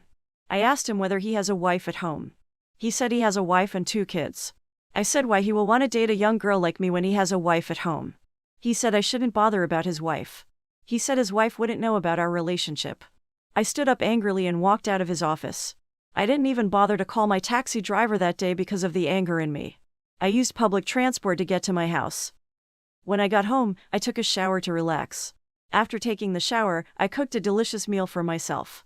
While I was in the sitting room watching television, Dr. Peter's call came in. I thought within me whether to answer the phone or not. Before I could decide, the call ended. A few seconds later, he called again. I answered at this time with an angry tone. Immediately I answered the call, I asked him why he was calling me. He said he wanted to let me know that what I did was very wrong. He said even if I do not want to date him, I shouldn't have walked out on him. He said at least he is old enough to be my father. I told him that if he knows he is old enough to be my father, why he would want to date someone as young as his daughter. He became very angry and started ranting on phone. He said he would let me know that he is my lecturer. He said I will suffer a lot to pass his course. He said he has a lot of friends in the department. He said he will do everything to frustrate my stay in school. He said he has come across many stubborn students like me during his career and he has dealt with them severely. He said my case won't be any different. I ended the call in anger. Throughout that night, I was very angry. The next day, I went to school very angry. I got to school at exactly 7:50 a.m. At exactly 8 a.m., Dr. Peter entered our class. He taught us for 2 hours before he left our class. As soon as he left the class, I walked out of the class and sat under a chair that was under a tree. While I was sitting, a young guy in his mid-20s approached me. He greeted me and I responded. He noticed that there was an element of anger in me. He asked what could make a young and beautiful girl like me angry at that time of the day. I told him that I am fine. He said his name is Nelly. I said I do not know anybody with such a name. He said I will remember him if I think very well. I told him that I don't know anybody with such a name. He said he was the guy that sent me a message on WhatsApp some days ago. He said he came to apologize for what he did. I told him that he shouldn't have bothered because I have forgotten about it. Nelly and I began to talk that day and we bonded very well. We talked until the school closed. After the school closed, we went to our respective homes. When I got home, I was the first to send Nelly a message on WhatsApp. I told him to forget about what happened the previous day. I said he can chat and call me anytime he wants. Henry was so happy. He said he wanted to know why I was angry back in school. I told him that his anger was caused by one of our lecturers. He asked me who the lecturer is. I said it is Dr. Peter. I told Nelly that Dr. Peter called me one morning that I should see him in his office. I said I didn't know what I wanted to do for him, but I went. I said when I got there, he told me something irritating. Nelly asked what he told me. I said he told me that he wants to date me. I said when he mentioned it, I walked out on him. I said when I got home, he called me and threatened that he will make sure I fail his course. Nelly asked what I did after that. I said I didn't do anything. I said I have made up my mind to read very well for the upcoming examination. I said I want to see whether he will fail me if I write what he taught me in class. I told Nelly that I was already feeling sleepy. I said we will meet in school the next day. The next day in school, Nelly came to me and told me that he wants to tell me something. He said he doesn't know if I will accept it or not. I said he should say what he wants to say. He said he will like to stay in my place so that we can read together for the upcoming exam. I said that's a good idea. I said reading together will help me a lot. I left school around 1 p.m. that day because we weren't doing anything. None of our lecturers came to class because we have already concluded the topics for the semester. We were all waiting for our examination. 1 week before the exam, Nelly came to my house and we started staying together. We drafted a timetable for our reading. We had 8 courses in total, so we divided them into 2. We will read a course in the morning and another in the afternoon. We were reading one day when I mistakenly saw Nelly's anaconda through his boxer. Nelly's anaconda was very hard. I knew Nelly was thinking about having sex with me. I wanted him to know that I saw his anaconda, so I asked him why his anaconda was so hard. He said he doesn't know. He said it happens to him sometimes. I smiled knowing that he was lying. I moved close to him and I held his anaconda. As soon as I held his anaconda, he dipped his hands in my boobs too. I was caressing his anaconda and he was caressing my boobs. The pleasure was out of this world. After caressing me for minutes, I walked him to my room and we had sex. After the sex that day, we continued to have sex until the day of the exam. On the day of the commencement of our exam, we had early morning sex before we left for school. The exam came and I did my best. I was expecting a very good result because I read very well for the exam. 2 weeks after the exam, the result was out. We received a message from the school that we should check our results on our portal. I was afraid to check. I called Nelly that he should help me check it. Nelly said I should give him 5 minutes. 10 minutes later, Nelly called me. I was afraid to pick the call. When I eventually picked the call, Nelly read my results to me. It was a fantastic result. I did very well in all my courses including Dr. Peter's course. My result was the best in my class. 2 weeks later, we resumed for the second semester. People began to notice me in class. I began to have a lot of friends because everybody wanted me to share my knowledge with them. 4 years later I graduated from college as the best graduating student in my school. The convocation ceremony was attended by many people. My parents invited a lot of their friends to my convocation. They wanted them to come and see how their daughter made them proud. After the convocation, I left Texas and returned to Washington with my parents. I stayed with my parents for 3 months before I got a job in a reputable company in California. When I got the job, I left Washington and relocated to California. I resumed at the office the next Monday after I traveled to Washington. When I resumed, my first stop was at the office of the chief executive officer of the company. She welcomed me. She told me what the company wants from me and she told me to make them proud. When I left the chief executive officer's office, I was taken to the office of the manager. The manager told me almost exactly what the CEO told me. From the manager's office, I was taken to the office of my direct boss. My direct boss briefed me on a lot of things. He told me my job description, the do's and don'ts of the organization, and the level of performance that is expected of me. After the entire introduction, I was taken to my office. The manager brought two ladies to my office. He said they are my assistants. He said I should call on any of them if I need anything. Days went by and I continued my job in the company. I made sure that I do all that is expected of me without delay. I noticed that my boss started having an interest in me. I was happy because he is a handsome and caring guy. Most of the time, he takes me on a lunch break. He buys other things for me aside from food. I was enjoying his company, waiting patiently for him to say what I wanted to hear. One day, I wore a very sexy dress to the office. The dress was so sexy that my boss had to compliment it twice. My boss used to compliment my dress often, but it was just too much that day. When he kept complimenting me, I knew he was up to something. I was sitting in my office when I saw his call. I hurriedly answered, thinking he has something important for me. He told me to come to his office. When I got to his office, I stood for 3 minutes and my boss did not say anything. After some time, he walked close to me. Once again, he talked about my dress. He asked me if he can kiss me. I said he can. He said he doesn't want an ordinary kiss. He said what he wants is a French kiss. I said I haven't heard of that before and I do not know what it means and how to do it. He said I shouldn't worry, that he will teach me. He said he wants to explain it to me before we start. He said a French kiss is a kiss in which one or both partners use their tongues to stimulate each other's mouths for mutual sexual pleasure. My boss taught me French kiss and we did it. It was an exciting time with my boss. I kept asking for more and my boss was always ready to give me. Hey, guys, please let me know if this is right or if this is what I should do, or please let me have your thoughts on this. I left my sound at max on the phone accidentally and watched an 18+ video on bath. My name is Jessica. I am 20 years old. I live in Florida. I had a very rough background because my mom died while I was 15 years. The death brought me a lot of pain. 5 years after, I am yet to recover from the death of my mom. I haven't forgiven my dad since my mom died because he was among the causes of my mom's death. The doctors confirmed that my mom died as a result of internal bleeding. My dad was a drunkard. He usually comes home drunk every day. My mom kept telling him to stop, but he didn't. One day, he came home drunk. My mom talked to him like she used to anytime he comes home drunk. I didn't know what came over him that day. He hit my mom. He hit her severely that she had to be rushed to a hospital. After 3 days, my mom was discharged from the hospital, but she was still not 100% okay. She fell sick again, but she didn't go to the hospital early. When she died, the doctors carried out an autopsy on her. The result of the autopsy showed that she died of an internal injury that she sustained when my dad raised his hands on her. My dad was sorry for his action, but the deed has already been done. He was charged with manslaughter, but he was later released after spending 2 months in prison. 3 years after the death of my mom, my dad remarried. He married a woman from Florida. He invited only a few people to the wedding ceremony because he didn't want people to know that he was getting married. I didn't get to meet the woman he married until the night of the wedding when she came home. She came with a 12-year-old boy that has another father.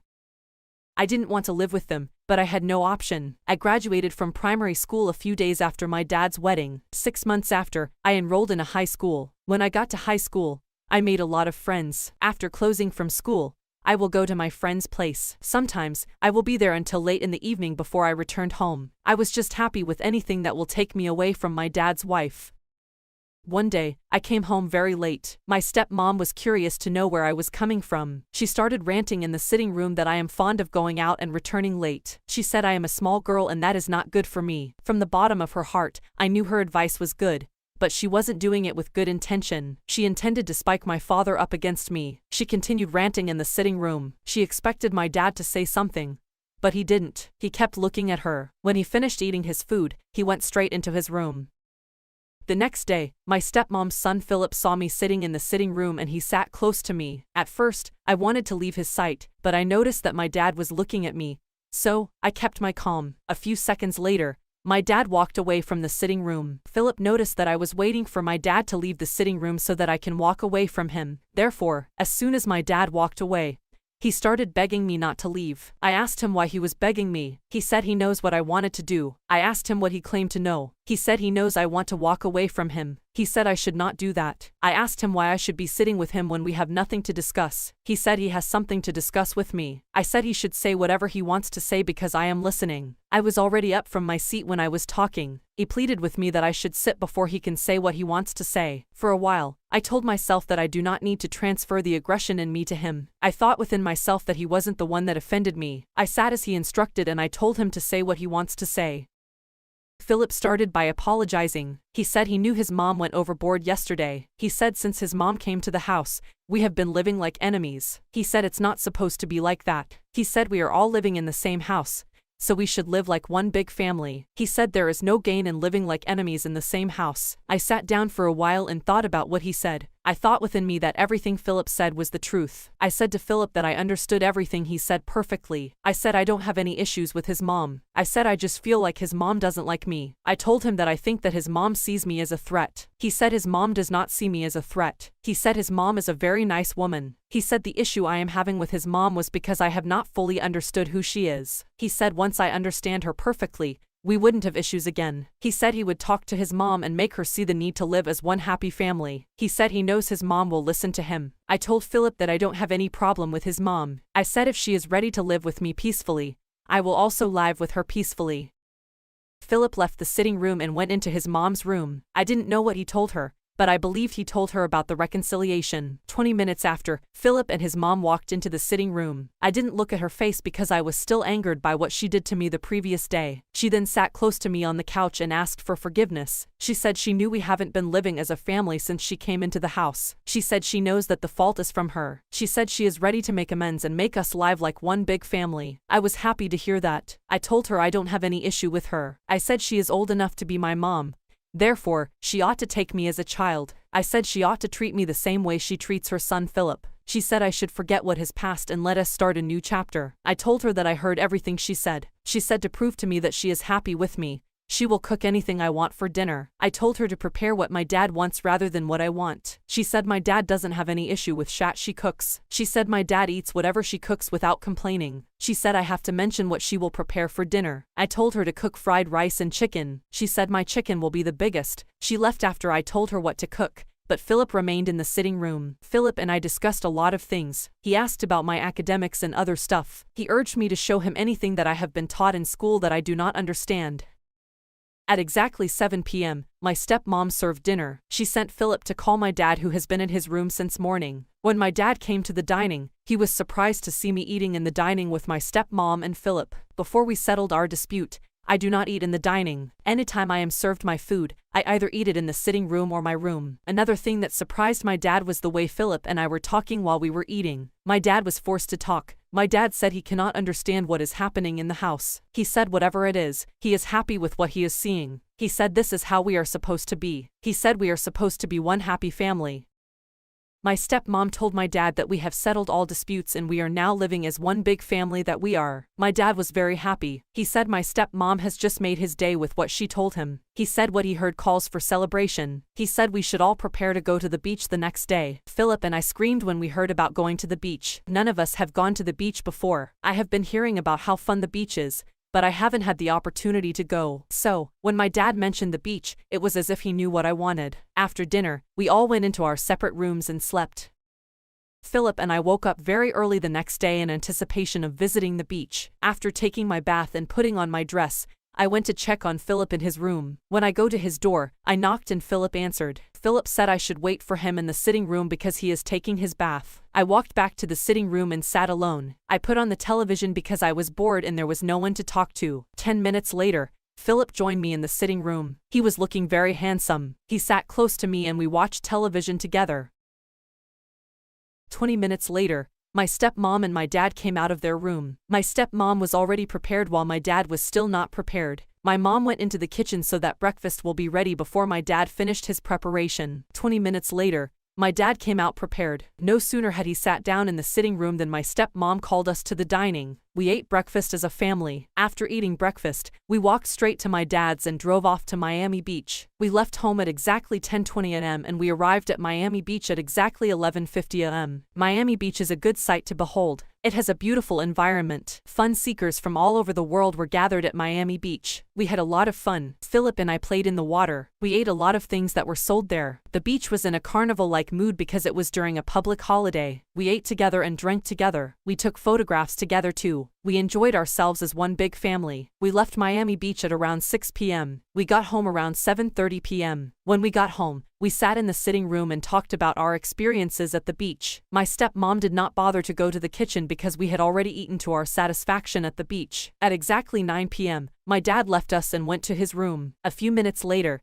my stepmom stood from her seat and walked to her room. Philip and I continued our gist after they left. We chatted until 11 p.m. before we both went to our respective rooms. I was happy throughout that week. When I got to school on Monday, I told my closest friends what happened in our house. It surprised them a lot because they didn't know that my stepmom could be that nice. My closest friend Evelyn promised to visit me by the weekend to have a feel of what our home looks like presently.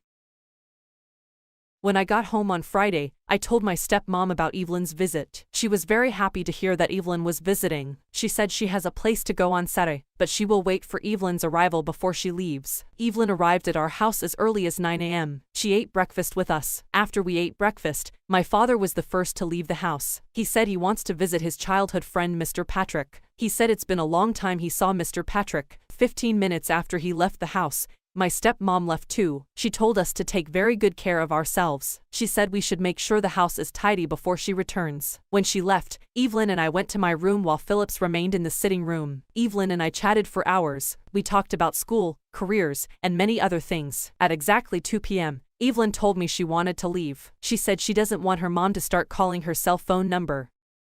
I followed Evelyn to the gate. We hugged each other and we waved at each other. When I returned to the sitting room, Philip was still sitting there. I sat on the couch in the sitting room and we started chatting. Philip began to ask me about my friend. He asked me how I met Evelyn and I told him that she is my classmate and my closest friend in school. He asked me a lot of questions about Evelyn and I gave him answers according to what I know about her. The last question that Philip asked that made me realize that he had an interest in Evelyn was when he asked me whether Evelyn has a boyfriend. I said since I know Evelyn, I have never seen her with any man. I said we used to talk about men like girls do, but none of us has a girlfriend. He said what if she has and I don't know. I said Evelyn is my classmate and my closest friend in school. I said there is nothing that Evelyn will do that I won't know about. I said if she has a boyfriend, I will be the first person to know. After I answered him, I asked him why he asked me all those questions about Evelyn. He said it seems he likes her. I asked him if it seems he likes her or he likes her. He said he likes her. He said he wants me to help him talk to Evelyn since we are friends. He said Evelyn will listen to me better than him. I said I will do my best.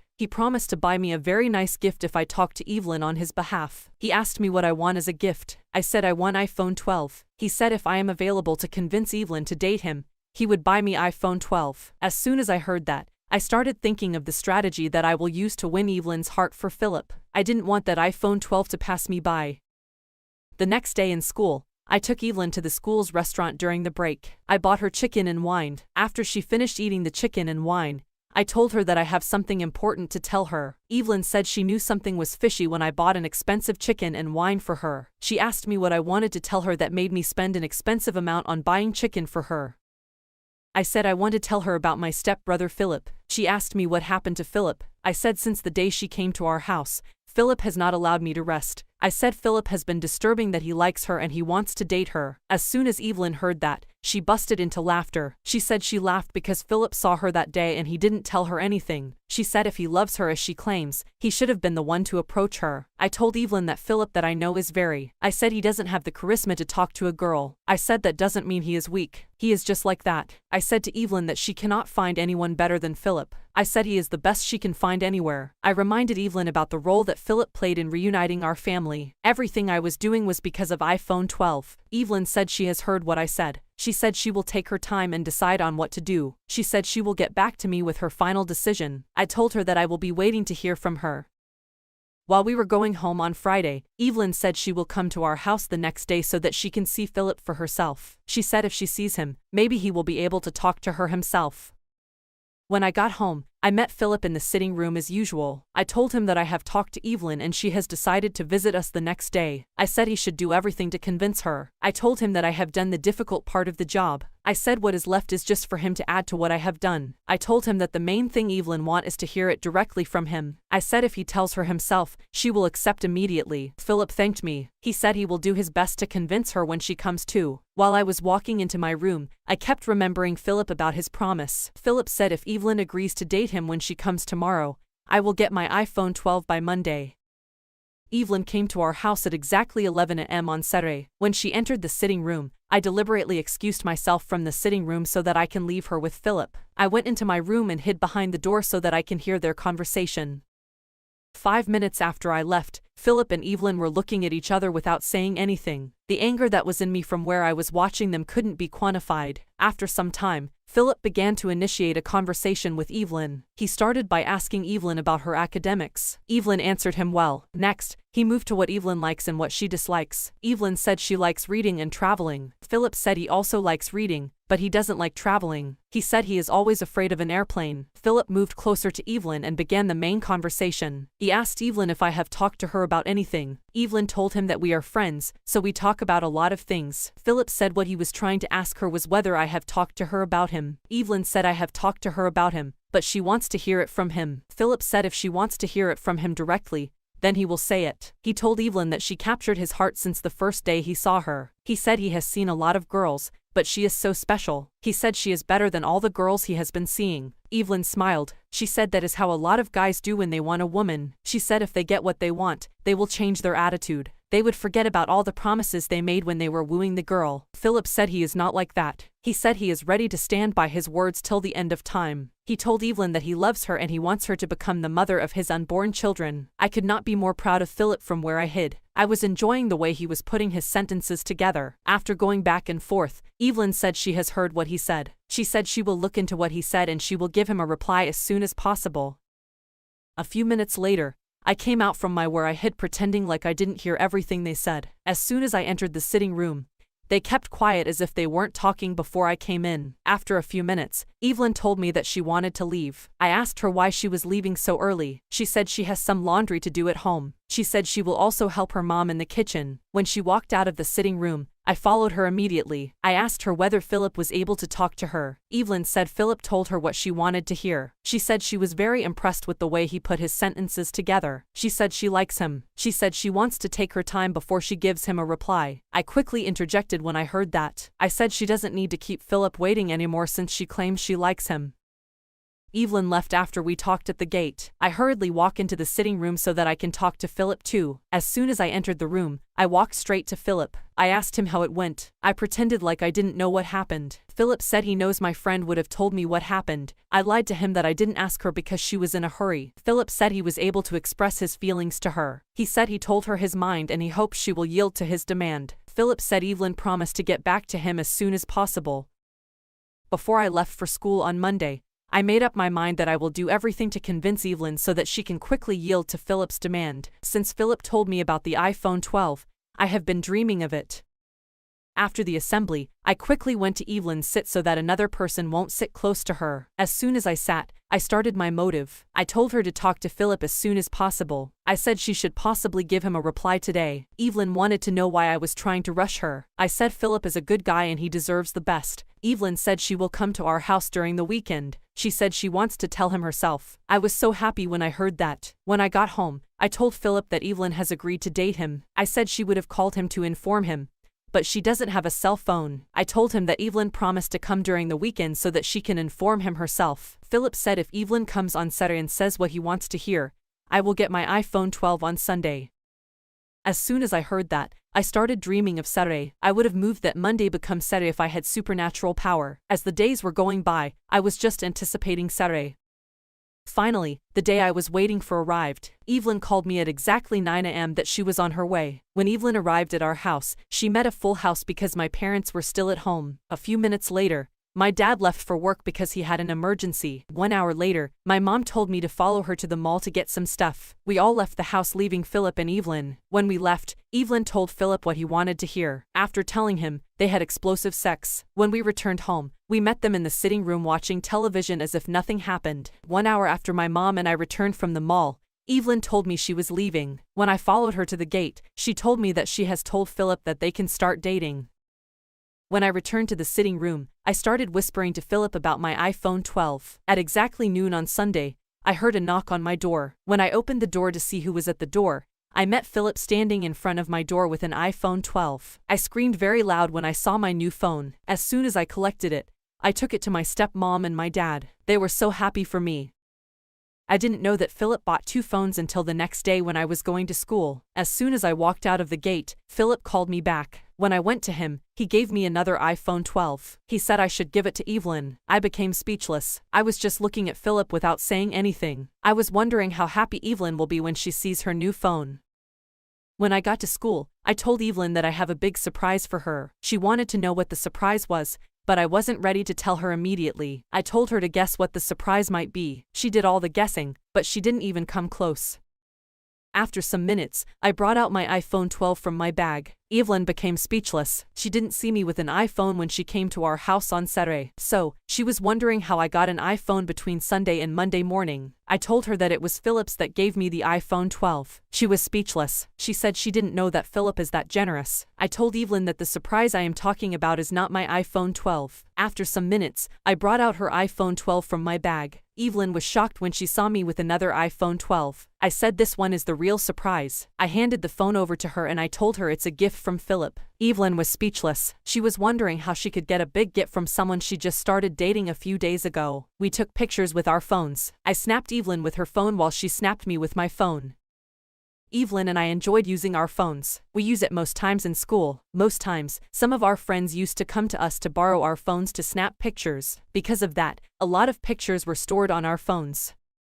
I was with Evelyn one day when she told me about what happened between her and Philip on the day she came to our house. She told me how she and Philip had sex. She told me how good Philip was in bed. When I got home that day, I wanted to ask Philip but I cautioned myself. Since then, I have been looking for a way to have a taste of Philip. I wanted to experience what Evelyn experienced. My urge for sex with Philip led me to download porn videos on my phone. I started watching 18+ videos uncontrollably. The next Saturday, my dad and my stepmom attended a wedding ceremony, leaving only Philip at home. Because I was bored in my room, I came to the sitting room to watch television. I did not enjoy the programs on display. Therefore, I connected my phone to the speaker. The videos on my phone were playing one after the other. The speaker's sound was at max. Therefore, Philip heard what was going on in the sitting room. A few minutes later, I left the sitting room to take my bath while the videos were still playing. As soon as I started bathing, I heard the porn video on my phone playing in the sitting room. I had soapy water all over my body, so I couldn't rush out. I hurriedly took my bath and rushed out to stop the video that was playing. When I got to the sitting room, I met Philip. I couldn't say anything. He looked at me surprisingly. Philip was wearing short trousers, so I could see his anaconda. As soon as I saw Philip's anaconda, I remembered what Evelyn told me. I knew it was my time to enjoy what Evelyn enjoyed. I moved closer to Philip and I grabbed his anaconda. Philip didn't resist. You could tell that it was what Philip has been dreaming of. We kissed and romanced each other right there in the sitting room. After 20 minutes of romancing, we went to my room and had proper sex. The sex was explosive. I saw what Evelyn told me myself. After that day, Philip and I continued to have sex until we both got married. Hey, guys, please let me know if this is right or if this is what I should do, or please let me have your thoughts on this.